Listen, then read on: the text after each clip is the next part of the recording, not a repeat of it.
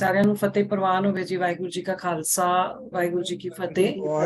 ਤੇ ਜਿਵੇਂ ਕਿ ਆਪਾਂ ਜਾਣਦੇ ਹਾਂ, ਸਾਡਾ ਅੱਜ ਦਾ ਜਿਹੜਾ ਮੰਗਲਵਾਰ ਦਾ ਸੈਸ਼ਨ ਹੈ, ਵਿਚਾਰ ਜਿਹੜੀ ਆ ਉਹ ਸਾਡੇ ਵੀਰ ਸਵਰਨਜੀਤ ਸਿੰਘ ਜੀ ਲੈਣਗੇ। ਔਰ ਵਿਚਾਰ ਦਾ ਜਿਹੜਾ ਵੀਰ ਜੀ ਨੇ ਰੱਖਿਆ ਹੈ ਸਬਜੈਕਟ, ਕਿਵ ਕੂੜਾ ਟੁੱਟੇ ਪਾਲ।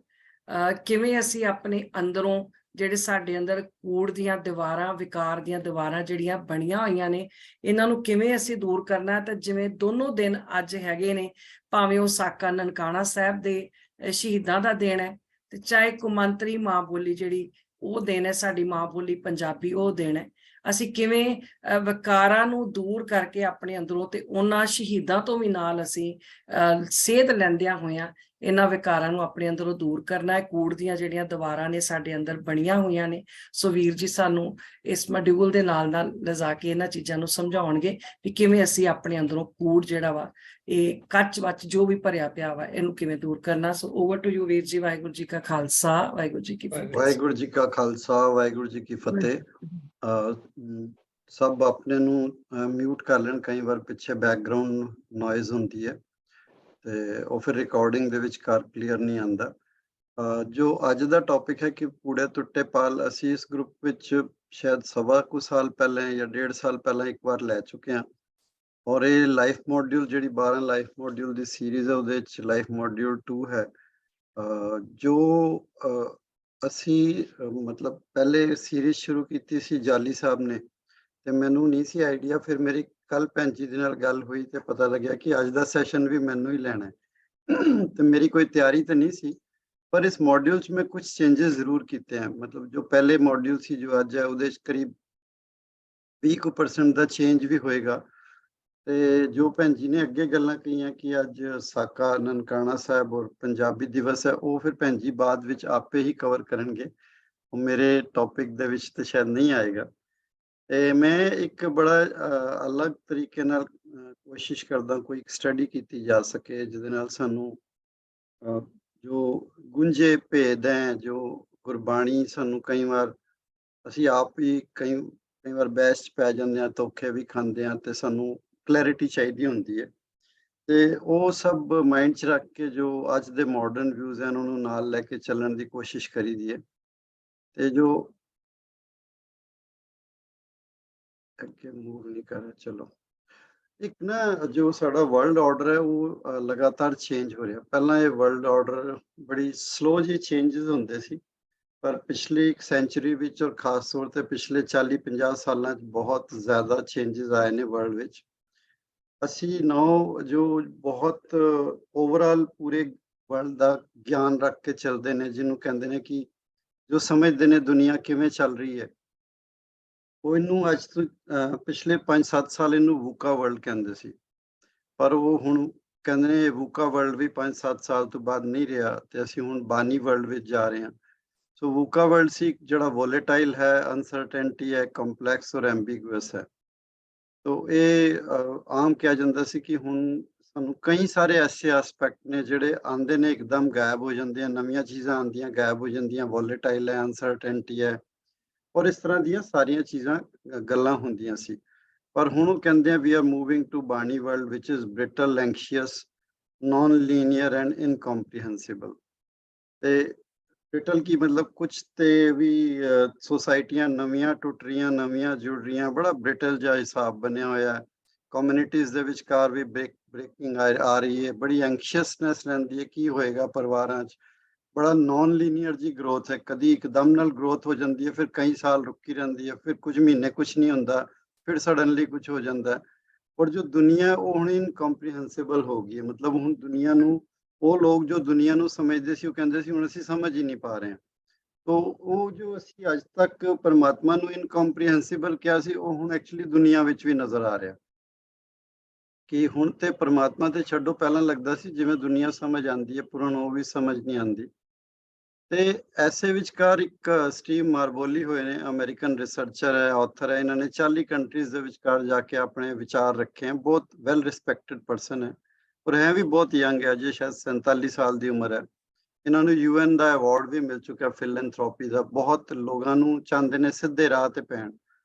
ਔਰ ਇਹਨਾਂ ਨੇ ਆਪਣੇ ਤਰੀਕੇ ਨਾਲ ਮਾਡਰਨ ਵੇਜ਼ ਵਿੱਚ ਕਈ ਗੱਲਾਂ ਕੀਤੀਆਂ ਤੇ ਇਹਨਾਂ ਦਾ ਕਹਿਣਾ ਹੈ ਕਿ lack of clarity could put the brake on any journey to success, ਕਿ ਜੋ ਸਾਡੀ ਅਗਰ ਸਾਨੂੰ ਕਲੈਰਿਟੀ ਨਹੀਂ ਹੋਏਗੀ ਤੇ ਸਾਨੂੰ ਕਿਤੇ ਵੀ ਲਾਈਫ ਦੀ ਜਰਨੀ ਦੇ ਵਿਚਕਾਰ ਬ੍ਰੇਕਾਂ ਲੱਗ ਜਾਣਗੀਆਂ। ਔਰ ਬੜੀ ਸੋਹਣੀ ਜੀ ਗੱਲ ਹੈ, ਕਿਉਂਕਿ ਅਗਰ ਕਲੈਰਿਟੀ ਨਹੀਂ ਹੋਏਗੀ, ਸਾਨੂੰ ਰਸਤਾ ਸਾਫ਼ ਨਹੀਂ ਹੋਏਗਾ, ਸਪਸ਼ਟਤਾ ਦੀ ਕਮੀ ਹੋਏਗੀ ਤੇ ਅਸੀਂ ਅੱਗੇ ਨਹੀਂ ਵੱਧ ਸਕਦੇ। ਤੇ ਅਸੀਂ ਅਗਰ ਦੇਖੀਏ ਇਹੀ ਗੱਲ ਗੁਰੂ ਸਾਹਿਬ ਨੇ 400 ਸਾਲ ਪਹਿਲਾਂ ਹੀ ਕਹਿਤੀ ਸੀ। ਕੋਈ ਅੱਜ ਕੋਈ ਬਹੁਤ ਅਸੀਂ ਇਹ ਕਹੀਏ ਕਿ ਉਹਨੇ ਬੜੀ ਵੱਡੀ ਗੱਲ ਕਹੀ ਹੈ, ਤੇ ਗੁਰੂ ਸਾਹਿਬ ਨੇ ਤਾਂ ਪਹਿਲਾਂ ਹੀ ਕਹਿਤਾ ਸੀ, ਭਰਮੈ ਭੂਲਾ ਦੈ ਦਿਸਤਾਵੈ, ਕਿ ਭਰਮਾਂ 'ਚ ਜਿਹੜਾ ਬੰਦਾ ਭੁੱਲ ਜਾਂਦਾ ਉਹ ਦੱਸੋ ਵੱਖਰੀਆਂ ਵੱਖਰੀਆਂ ਦਿਸ਼ਾਵਾਂ ਦਿਸ਼ਾਵਾਂ ਚੱਲ ਪੈਂਦਾ। ਸੋ ਇਸ ਕਰਕੇ ਸਾਨੂੰ ਭਰਮ ਭੁਲਾਵੇ, ਜਿਹੜੇ ਬਹੁਤ ਹਾਈ ਲੈਵਲ ਦੇ ਭਰਮ ਭੁਲਾਵੇ, ਉਹਨਾਂ ਤੋਂ ਕਿਸੇ ਤਰ੍ਹਾਂ ਬਾਹਰ ਆਉਣ ਦੀ ਕੋਸ਼ਿਸ਼ ਕਰਨੀ ਚਾਹੀਦੀ ਹੈ। ਤੇ ਇੱਕ ਵੈਸੇ ਹੈ ਇੱਕ ਕੁਐਸਚਨ ਕਿ ਧਰਮ ਦੀ ਦੁਨੀਆ ਵਿੱਚ ਸਵਾਲ ਪੁੱਛਣਾ ਕੋਈ ਜੁਰਮ ਹੈ? Is it a crime? ਤੋ ਜੋ ਸਾਨੂੰ ਸੇਧ ਮਿਲਦੀ ਹੈ, ਦੋ ਸਿਚੁਏਸ਼ਨ ਨੇ ਜਦੋਂ ਸਵਾਲ ਜ਼ਰੂਰ ਪੁੱਛੇ ਜਾਣੇ ਚਾਹੀਦੇ ਨੇ। ਜਦੋਂ ਕਿਸੇ ਕਿਸਮ ਦਾ ਸ਼ੰਕਾ ਹੋ ਜਾਏ, ਡਾਊਟ ਹੋਏ, ਪੁੱਛਣਾ ਚਾਹੀਦਾ। ਜਾਂ ਫਿਰ ਅਸੀਂ ਅਗਰ ਸਬਜੈਕਟ ਦੀ ਗਹਿਰਾਈ ਦੇ ਵਿੱਚ ਜਾਣਾ ਚਾਹੁੰਦੇ ਹਾਂ ਤਾਂ ਵੀ ਸਾਨੂੰ ਸਵਾਲ ਪੁੱਛਣੇ ਚਾਹੀਦੇ ਕਿ ਅਸੀਂ ਹੁਣ ਇਹਦੇ 'ਚ ਹੋਰ ਗਹਿਰਾਈ ਦੇ ਵਿੱਚ ਜਾਣਾ ਚਾਹੁੰਦੇ ਹਾਂ। ਸੋ ਇਹ ਦੋ ਸਿਚੁਏਸ਼ਨ ਨੇ ਜਦੋਂ ਸਾਨੂੰ ਕੁਐਸਚਨ ਜ਼ਰੂਰ ਪੁੱਛਣੇ ਚਾਹੀਦੇ ਆ। ਔਰ ਗੁਰੂ ਸਾਹਿਬ ਦਾ ਵੀ ਇਹੀ ਫਰਮਾਨ ਹੈ, ਸਿੱਖੀ ਸਿੱਖਿਆ ਗੁਰ ਵਿਚਾਰ, ਕਿ ਜੋ ਸਿੱਖੀ ਦੇ ਲਈ ਸਿੱਖਿਆ ਹੈ ਉਹ ਇਹ ਸਿੱਖਿਆ ਕਿ ਜੋ ਗੁਰੂ ਨੇ ਕਿਹਾ ਉਹਦੇ ਤੇ ਵਿਚਾਰ ਵੀ ਕਰੋ, ਉਸ ਵਿਚਾਰ ਵਿੱਚ ਸਵਾਲ ਆਣ ਤੇ ਸਵਾਲ ਵੀ ਪੁੱਛੋ, ਉਹਨੂੰ ਸਮਝੋ, ਉਹਦੀ ਗਹਿਰਾਈ 'ਚ ਜਾਓ। ਤੇ ਉਹ ਸਾਨੂੰ ਸੇਧ ਇੱਥੋਂ ਵੀ ਮਿਲਦੀ ਹੈ। ਔਰ ਸਾਨੂੰ ਕੋਸ਼ਿਸ਼ ਹੋਣਾ ਚਾਹੀਦਾ ਜਿੰਨੇ ਸਾਡੇ ਸ਼ੰਕੇ ਕੁਐਸਚਨਸ ਹੈ ਉਹ ਨਾਲ ਦੇ ਨਾਲ ਦੂਰ ਹੁੰਦੇ ਜਾਣ। ਤੇ ਅੱਜ ਦੇ ਟੌਪਿਕ ਵਿੱਚ ਅਸੀਂ questions related to faith and philosophy ਲੈ ਕੇ ਚੱਲਾਂਗੇ। ਇਹਦੇ 'ਚ ਕਰੀਬ 11 ਕੁਐਸਚਨ ਹੈ। ਮੈਂ ਉਹ ਨਹੀਂ ਪੜ੍ਹਨ ਜਾ ਰਿਹਾ ਕੁਐਸਚਨਸ, ਕਿਉਂਕਿ ਉਹ ਆਪਣੇ ਆਪ 1 ਬਾਈ 1 ਆ ਜਾਣਗੇ। ਸਭ ਨਾਲ ਪਹਿਲਾ ਕੁਐਸਚਨ ਤੇ ਹੈ ਕਿ ਇਜ਼ देयर अ गॉड, ਕਿ ਪਰਮਾਤਮਾ ਇੱਕ ਸੱਚਾਈ ਹੈ। ਔਰ ਇਹ ਸਾਨੂੰ ਥੋੜਾ ਜਿਹਾ ਇਸ ਕਰਕੇ ਵੀ ਸਮਝਣਾ ਜ਼ਰੂਰੀ ਹੈ ਕਿਉਂਕਿ ਪਿਛਲੇ 50-60 ਸਾਲਾਂ ਦੇ ਵਿਚਕਾਰ ਜੋ ਇੱਕ ਜਨਰਲ ਮਾਸਿਸ ਦੀ ਅੰਡਰਸਟੈਂਡਿੰਗ ਹੈ ਉਹਦੇ 'ਚ ਬੜਾ ਚੇਂਜ ਆਇਆ। ਬਾਰ-ਬਾਰ ਪਾਸੇ ਪਲਟੇ ਆ, ਕਦੀ ਲੈਫਟ ਕਦੀ ਰਾਈਟ, ਕਦੀ ਸੋਚ ਕਿਸ ਤਰ੍ਹਾਂ ਦੀ ਗਈ ਲੋਕਾਂ ਦੀ, ਕਦੀ ਸੋਚ ਦੂਸਰੇ ਪਾਸੇ ਜਾ ਰਹੀ ਹੈ। ਤੋ ਉਹ ਕੀ ਕੁਝ ਹੋਇਆ ਪਿਛਲੇ ਕੁਝ ਸਮੇਂ ਤੇ ਅਸੀਂ ਉਹ ਦੇਖਣ ਦੀ ਕੋਸ਼ਿਸ਼ ਕਰਾਂਗੇ। ਤੇ ਇਹਦੇ ਬਾਰੇ ਅਸੀਂ ਜੋ ਇੱਕ ਕੁਐਸਚਨ ਹੈ ਬੇਸਿਕਲੀ ਇਹ ਦੁਨੀਆ ਦਾ ਸਭ ਤੋਂ ਜ਼ਿਆਦਾ ਡਿਬੇਟਡ ਕੁਐਸਚਨ ਹੈ। ਪੂਰੀ ਹਿਊਮਨ ਹਿਸਟਰੀ ਦੇ ਵਿੱਚ ਅਗਰ ਸਭ ਤੋਂ ਜ਼ਿਆਦਾ ਡਿਸਕਸ਼ਨ ਹੋਈਆਂ ਤੇ ਇਸੇ ਟੌਪਿਕ ਤੇ ਹੋਈਆਂ ਨੇ।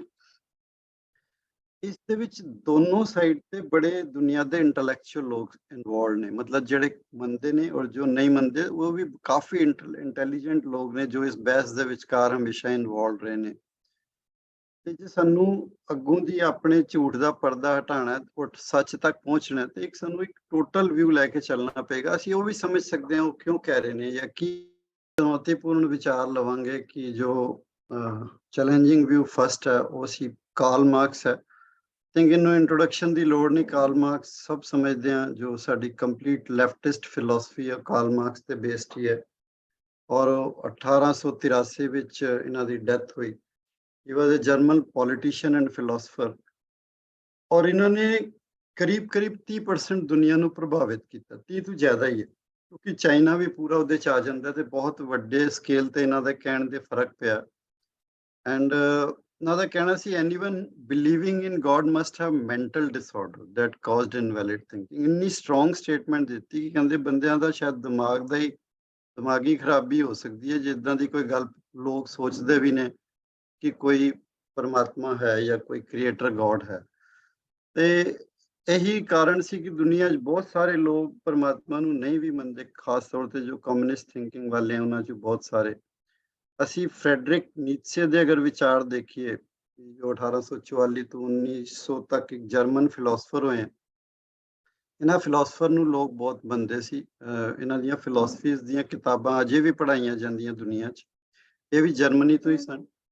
ਔਰ ਇਹਨਾਂ ਦਾ ਕਹਿਣਾ ਸੀ ਕਿ faith equates to not wanting to know what is true. ਜਦੋਂ ਅਸੀਂ ਵਰਡ ਫੇਥ ਕਹਿੰਦੇ ਹਾਂ ਦਾ ਮਤਲਬ ਮੈਨੂੰ ਸੱਚ ਨਹੀਂ ਜਾਣਨਾ, ਤੁਸੀਂ ਕਹਿ ਦਿੱਤਾ ਮੈਂ ਮੰਨ ਲਿਆ, ਮਤਲਬ ਮੈਨੂੰ ਵਿਸ਼ਵਾਸ ਹੈ ਤੁਹਾਡੇ ਤੇ ਮੈਂ ਤੁਹਾਡੀ ਗੱਲ ਕਹਿਣ ਤੇ ਮੰਨ ਰਿਹਾ, ਇਹਦਾ ਮਤਲਬ ਮੈਂ ਸੱਚ ਤੇ ਜਾਣਾ ਨਹੀਂ ਚਾਹ ਰਿਹਾ। ਔਰ ਇਹਨਾਂ ਨੇ ਕੋਈ ਐਸਾ ਸਿੱਖੀਜ਼ਮ ਨਹੀਂ ਸੀ ਪੜ੍ਹਿਆ, ਪਰ ਇਹਨਾਂ ਨੇ ਜੋ ਬਾਕੀ ਦੁਨੀਆ ਦੇ ਫੇਥ ਦੇਖੇ ਇਹਨਾਂ ਨੂੰ ਇਹੀ ਲੱਗਿਆ ਕਿ ਜੋ ਫੇਥ ਵਿੱਚ ਕਿਹਾ ਜਾ ਰਿਹਾ ਉਹਦੇ 'ਚ ਕਿਹਾ ਕੁਐਸਚਨ ਨਾ ਕਰੋ, ਬਸ ਹੋਇਆ ਤੇ ਹੋਇਆ ਔਰ ਤੁਸੀਂ ਆਪਣਾ ਤੁਰ ਪਓ। इसी करके मैं जो शुरुआत ਸੀ ਉੱਥੋਂ ਹੀ ਕਿਹਾ ਸੀ ਕਿ ਕੋਈ ਕੁਐਸਚਨ ਪੁੱਛਣਾ ਕੋਈ ਜੁਰਮ ਹੈ, ਬਟ ਕਈ ਧਰਮਾਂ ਦੇ ਵਿੱਚ ਉਹ ਜੁਰਮ ਵੀ ਹੈ। ਮਤਲਬ ਕਹਿੰਦੇ ਨਹੀਂ ਤੁਸੀਂ ਇਹ ਨਹੀਂ ਉਹਨਾਂ ਤੇ ਕੁਐਸਚਨ ਨਹੀਂ ਕਰ ਸਕਦੇ ਕਿ ਜੋ ਈਵਨ ਵੀ ਪੁੱਛ ਲੈਣ ਵੀ ਕ੍ਰਾਈਸਟ ਕੀ ਵਾਕਈ ਦੁਬਾਰਾ ਪੈਦਾ ਹੋਏ ਸੀ ਤਾਂ ਦੱਸੋ ਕਿੰਜ ਹੋ ਸਕਦਾ, ਤੇ ਉਹ ਕਹਿੰਦੇ ਨਹੀਂ ਇਹ ਤੁਸੀਂ ਬੇਕਾਰ ਦੇ ਸਵਾਲ ਪੁੱਛ ਰਹੇ ਹੋ, ਤੇ ਉਹ ਫੇਥ ਕਰਕੇ ਚੱਲ ਪੈਂਦੇ ਨੇ।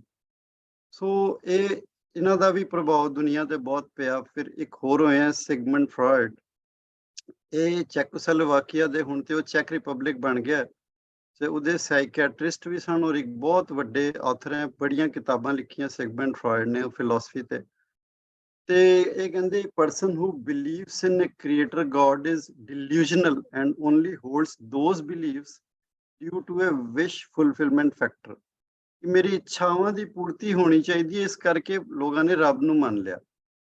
ਅਦਰਵਾਈਜ਼ ਉਹ ਰੱਬ ਦੇ ਨਾਲ ਮੈਨੂੰ ਤੇ ਸਮਝ ਨਹੀਂ ਆ ਰਿਹਾ ਉਹਨਾਂ ਦਾ ਕੀ ਰਿਸ਼ਤਾ। ਮੈਂ ਤੇ ਇਹੀ ਦੇਖਿਆ ਕਿ ਦੁਨੀਆ 'ਚ ਲੋਕ ਆਪਣੀ ਵਿਸ਼ ਫੁਲਫਿਲਮੈਂਟ ਦੇ ਲਈ ਰੱਬ ਨਾਲ ਜੁੜੇ ਹੋਏ ਨੇ, ਤੇ ਉਹ ਗੱਲ ਵੈਸੇ ਬਿਲਕੁਲ ਠੀਕ ਵੀ ਕਹੀ ਹੈ, ਕਿਉਂਕਿ ਧਰਮ ਦੀ ਦੁਨੀਆ 'ਚ 99% ਲੋਕ ਤੇ ਵਿਸ਼ ਫੁਲਫਿਲਮੈਂਟ ਲਈ ਜੁੜੇ ਹੋਏ ਨੇ ਕਿ ਮੇਰੇ ਨਾਲ ਸਭ ਠੀਕ ਹੁੰਦਾ ਰਹੇ, ਪਰਮਾਤਮਾ ਮੇਰੇ ਨਾਲ ਧਿਆਨ ਰੱਖੀ, ਮੇਰਾ ਇਹ ਦੇ ਦੇਈ, ਮੈਨੂੰ ਉਹ ਦੇ ਦੇਈ। ਸਾਡੀ ਲੰਬੀ ਸਾਰੀ ਲਿਸਟ ਹੁੰਦੀ ਹੈ, ਤੇ ਜੋ ਸਿਗਮੰਡ ਫਰਾਇਡ ਨੇ ਪੜ੍ਹਿਆ ਉਹਨੇ ਬੜੇ ਲੋਕਾਂ ਨੂੰ ਕਨਵਿੰਸ ਕੀਤਾ ਵੀ ਇਹ ਸਭ ਤੁਸੀਂ ਬੇਕਾਰ 'ਚ ਰੱਬ ਨੂੰ ਇਸ ਕਰਕੇ ਮੰਨਦੇ ਹੋ ਕਿਉਂਕਿ ਤੁਹਾਡੀਆਂ ਇੱਛਾਵਾਂ ਔਰ ਇੱਛਾਵਾਂ ਨੂੰ ਤੁਸੀਂ ਕਾਬੂ ਨਹੀਂ ਕਰ ਪਾ ਰਹੇ। ਤੇ ਇਹ ਵੀ ਬੜੀ ਵੱਡੀ ਸਟੇਟਮੈਂਟ ਸੀ ਜਿਹਨੇ ਕਾਫੀ ਦੁਨੀਆ ਨੂੰ ਵੀ ਪ੍ਰਭਾਵਿਤ ਕੀਤਾ। ਫਿਰ ਅਪ੍ਰੈਲ 8 1966 ਦੇ ਵਿੱਚ ਇੱਕ ਟਾਈਮ ਮੈਗਜ਼ੀਨ ਸੀ, ਉਹਨੇ ਟਾਈਮ ਮੈਗਜ਼ੀਨ ਬੜੀ ਵਰਲਡ ਦੀ ਅੱਜ ਵੀ ਬੜੀ ਰਿਸਪੈਕਟਡ ਮੈਗਜ਼ੀਨ ਹੈ, ਤੇ ਉਹਦੇ 'ਚ ਇੱਕ ਆਰਟੀਕਲ ਆਇਆ ਇਜ਼ ਗॉड ਡੈਡ, ਔਰ ਇਹ ਮੋਸਟ ਆਈਕੋਨਿਕ ਕੰਟਰੋਵਰਸ਼ੀਅਲ ਔਰ ਡਿਬੇਟਡ ਕਵਰ ਪੇਜ ਅੱਜ ਦਿਨ ਤੱਕ ਦਾ ਮੰਨਿਆ ਜਾਂਦਾ ਹੈ। ਆਈਕੋਨਿਕ ਹੈ ਮਤਲਬ ਲੋਕਾਂ ਨੂੰ ਇਤਨਾ ਜ਼ਿਆਦਾ ਅਟਰੈਕਟ ਕੀਤਾ ਇਸ ਟੌਪਿਕ ਨੇ ਕਿ ਇਹਦੀ ਸੇਲ ਬਹੁਤ ਜ਼ਿਆਦਾ ਹੋਈ। ਕੰਟਰੋਵਰਸ਼ੀਅਲ ਤੇ ਸੀ ਕਿਉਂਕਿ ਦੁਨੀਆ ਤੇ ਪਹਿਲਾਂ ਹੀ ਡਿਵਾਈਡਡ ਬੈਠੀ ਸੀ ਔਰ ਉਸ ਤੋਂ ਬਾਅਦ ਡਿਬੇਟ ਵੀ ਬੜੀਆਂ ਹੋਈਆਂ। ਤੇ ਇਸ ਮੈਗਜ਼ੀਨ ਨੇ 1966 8 ਅਪ੍ਰੈਲ ਦੀ ਕਾਪੀ ਦੇ ਵਿਚਕਾਰ ਬੜੀਆਂ ਡਿਟੇਲ ਦੇ ਵਿਚਕਾਰ ਕੀ ਕੀਤਾ, ਜੋ 1931 ਔਰ 1964 ਦੇ ਵਿੱਚ ਦੀਆਂ ਸਾਇੰਟਿਫਿਕ ਡਿਸਕਵਰੀ ਸੀ ਉਹਨਾਂ ਨੂੰ ਸਮਝਾਇਆ, ਔਰ ਫਿਰ ਕਾਸਮਿਕ ਵਾਈਵ ਮਾਈਕ੍ਰੋਵੇਵ ਬੈਕਗ੍ਰਾਉਂਡ ਜਿਹੜੀ ਥਿਊਰੀ ਸੀ ਜਿਹਦੇ ਨਾਲ ਬਿਗ ਬੈਂਗ ਐਸਟੈਬਲਿਸ਼ ਹੋਈ, ਤੇ ਸਾਇੰਟਿਸਟ ਨੇ ਕਰੀਬ ਡਿਕਲੇਅਰ ਕਰਤਾ ਕਿ ਹੁਣ ਦਿਨ ਦੂਰ ਨਹੀਂ ਜਦੋਂ ਅਸੀਂ ਦੁਨੀਆ ਦੀ ਕ੍ਰੀਏਸ਼ਨ ਬਾਰੇ ਤੁਹਾਨੂੰ ਸਭ ਕੁਝ ਦੱਸ ਦਿਆਂਗੇ, ਤੇ ਜੋ ਧਰਮ ਬਣੇ ਹੋਏ ਨੇ ਉਹਨਾਂ ਦੀ ਰੈਲੇਵੈਂਸ ਇੱਕਦਮ ਖਤਮ ਹੋਣ ਵਾਲੀ ਹੈ। ਇਹ ਸਾਇੰਟਿਸਟ ਨੇ ਡਿਕਲੇਅਰ ਕਰਤਾ ਸੀ ਕਿ ਹੁਣ ਉਹ ਦਿਨ ਦੂਰ ਨਹੀਂ। ਤੇ ਇਹਦਾ ਜੋ ਸਭ ਨਾਲੋਂ ਜ਼ਿਆਦਾ ਪ੍ਰਭਾਵ ਪਿਆ, ਇੱਕ ਬਹੁਤ ਲਾਰਜ ਸਕੇਲ ਤੇ ਲੋਕ ਜਿਹੜੇ ਨੇ ਨਾ ਧਰਮ ਤੋਂ ਟੁੱਟ ਗਏ। ਉਹ ਜ਼ਿਆਦਾ ਤੋਂ ਜ਼ਿਆਦਾ ਕ੍ਰਿਸਚੀਅਨਿਟੀ ਤੋਂ ਹੀ ਟੁੱਟੇ ਵੈਸੇ, ਪਰ ਦੁਨੀਆ 'ਚ ਬਹੁਤ ਲੋਕ ਧਰਮ ਤੋਂ ਪਰੇ ਹੋ ਗਏ। ਸਭ ਤੋਂ ਜ਼ਿਆਦਾ ਧੱਕਾ ਕ੍ਰਿਸਚੀਅਨਿਟੀ ਨੂੰ ਲੱਗਿਆ। ਔਰ ਇਹਦਾ ਇੱਕ ਹੋਰ ਇਫੈਕਟ ਹੋਇਆ, ਉਹਨਾਂ ਦਿਨਾਂ ਵਿਚਕਾਰ ਇੱਕ ਹਿੱਪੀ ਮੂਵਮੈਂਟ ਚੱਲਦੀ ਸੀ। ਲੋਕਾਂ ਨੇ ਕਿਹਾ ਹੁਣ ਤੇ ਅਸੀਂ ਕਿਸੇ ਲਈ ਜਵਾਬਦੇਹੀ ਸਾਡੀ ਹੈ ਨਹੀਂ ਹੈ, ਤੇ ਫਿਰ ਉਹ ਡਰੱਗਸ ਵਗੈਰਾ ਲੈ ਕੇ ਹਿੱਪੀਜ਼ ਜਿਹੜੇ ਨੇ ਆਲ ਓਵਰ ਵਰਲਡ ਉਹ ਬੜੀ ਲਾਰਜ ਸਕੇਲ ਤੇ ਅਗਲੇ 15 20 25 ਸਾਲ ਤੱਕ ਫੈਲੇ। ਔਰ ਉਹਨਾਂ ਨੇ ਕਿਹਾ ਕਿ ਹੁਣ ਮਤਲਬ ਕਲੀਅਰ ਹੋ ਗਿਆ ਸਭ, ਤੁਸੀਂ ਸਾਨੂੰ ਡਰਾਉਂਦੇ ਸੀ, ਇਸ ਕਰਕੇ ਕੁਝ ਹੈ ਨਹੀਂ ਹੈ ਔਰ ਅਸੀਂ ਜੋ ਇਹ ਜੀਵਨ ਹੈ ਉਹ ਜਿਸ ਤਰ੍ਹਾਂ ਜੀਣਾ ਚਾਹੀਏ ਉਸੇ ਤਰ੍ਹਾਂ ਜੀਵਾਂਗੇ। ਤੇ ਇਹਦਾ ਇੱਕ ਬਹੁਤ ਨੈਗੇਟਿਵ ਇੰਪੈਕਟ ਆਇਆ। ਤੇ 3 ਕੁ ਵਿਊਜ਼ ਸਨ ਪਲੱਸ ਟਾਈਮ ਦਾ ਜੋ ਸੀ, ਪਰ ਜੋ ਫੈਕਟ ਹੈ ਉਹ ਇਹ ਹੈ ਕਿ ਇਹਨਾਂ ਥਾਟਸ ਨੂੰ ਕਾਫੀ ਡੀਪਲੀ ਐਨਾਲਾਈਜ਼ ਕਰਨ ਦੀ ਲੋੜ ਸੀ ਕਿ ਇਹਨਾਂ ਵਿੱਚ ਕਿੰਨਾ ਟਰੁੱਥ ਹੈ, ਕਿੰਨੀ ਰਿਐਲਿਟੀ ਹੈ, ਕਿੰਨੇ ਕਨਸੈਪਟ ਠੀਕ ਹੈ ਔਰ ਕਿੰਨੇ ਨਹੀਂ ਠੀਕ। ਔਰ ਜਿਹੜੇ ਟਰੂ ਬਿਲੀਵਰਸ ਹੈ ਪਰਮਾਤਮਾ ਦੇ, ਉਹ ਕੀ ਕਰਦੇ ਨੇ ਕਿ ਉਹ ਵਾਕਈ ਇੱਛਾ ਪੂਰਤੀ ਲਈ ਕਰਦੇ ਨੇ ਜਾਂ ਫਿਰ ਉਹ ਬੇਸਿਕਲੀ ਡਰੇ ਹੋਏ ਨੇ, ਜਾਂ ਕੀ ਕਾਰਨ ਹੈ। ਮਤਲਬ ਇਹਨਾਂ ਦੋਨਾਂ ਨੂੰ ਕੰਬਾਈਨ ਕਰਕੇ ਅਗਰ ਚੱਲੀਏ ਤੇ ਅਜੇ ਇਹਨਾਂ ਤੇ ਜ਼ਿਆਦਾ ਵਿਚਾਰ ਕਰਨ ਦੀ ਲੋੜ ਸੀ। ਅਸੀਂ ਹੁਣ ਚੱਲਦੇ ਹਾਂ ਜੋ ਸਾਡੇ ਸਪੋਰਟਿਵ ਵਿਊਜ਼ ਹੈ, ਉਹਦੇ ਵਿੱਚ 3 ਵਿਊਜ਼ ਤੇ ਅਸੀਂ ਲਏ ਜੋ ਫਿਲੋਸਫੀਕਲ ਹੈ, ਔਰ ਉਹਨਾਂ ਦਾ ਬੇਸਿਸ ਹੈ ਐਨਾਲਿਟੀਕਲ ਵੈਲਿਊਏਸ਼ਨਸ, ਫਿਲੋਸਫੀਕਲ ਇਨਫਰੈਂਸਿਸ ਐਂਡ ਡਿਜ਼ਾਈਨ ਥਿੰਕਿੰਗ।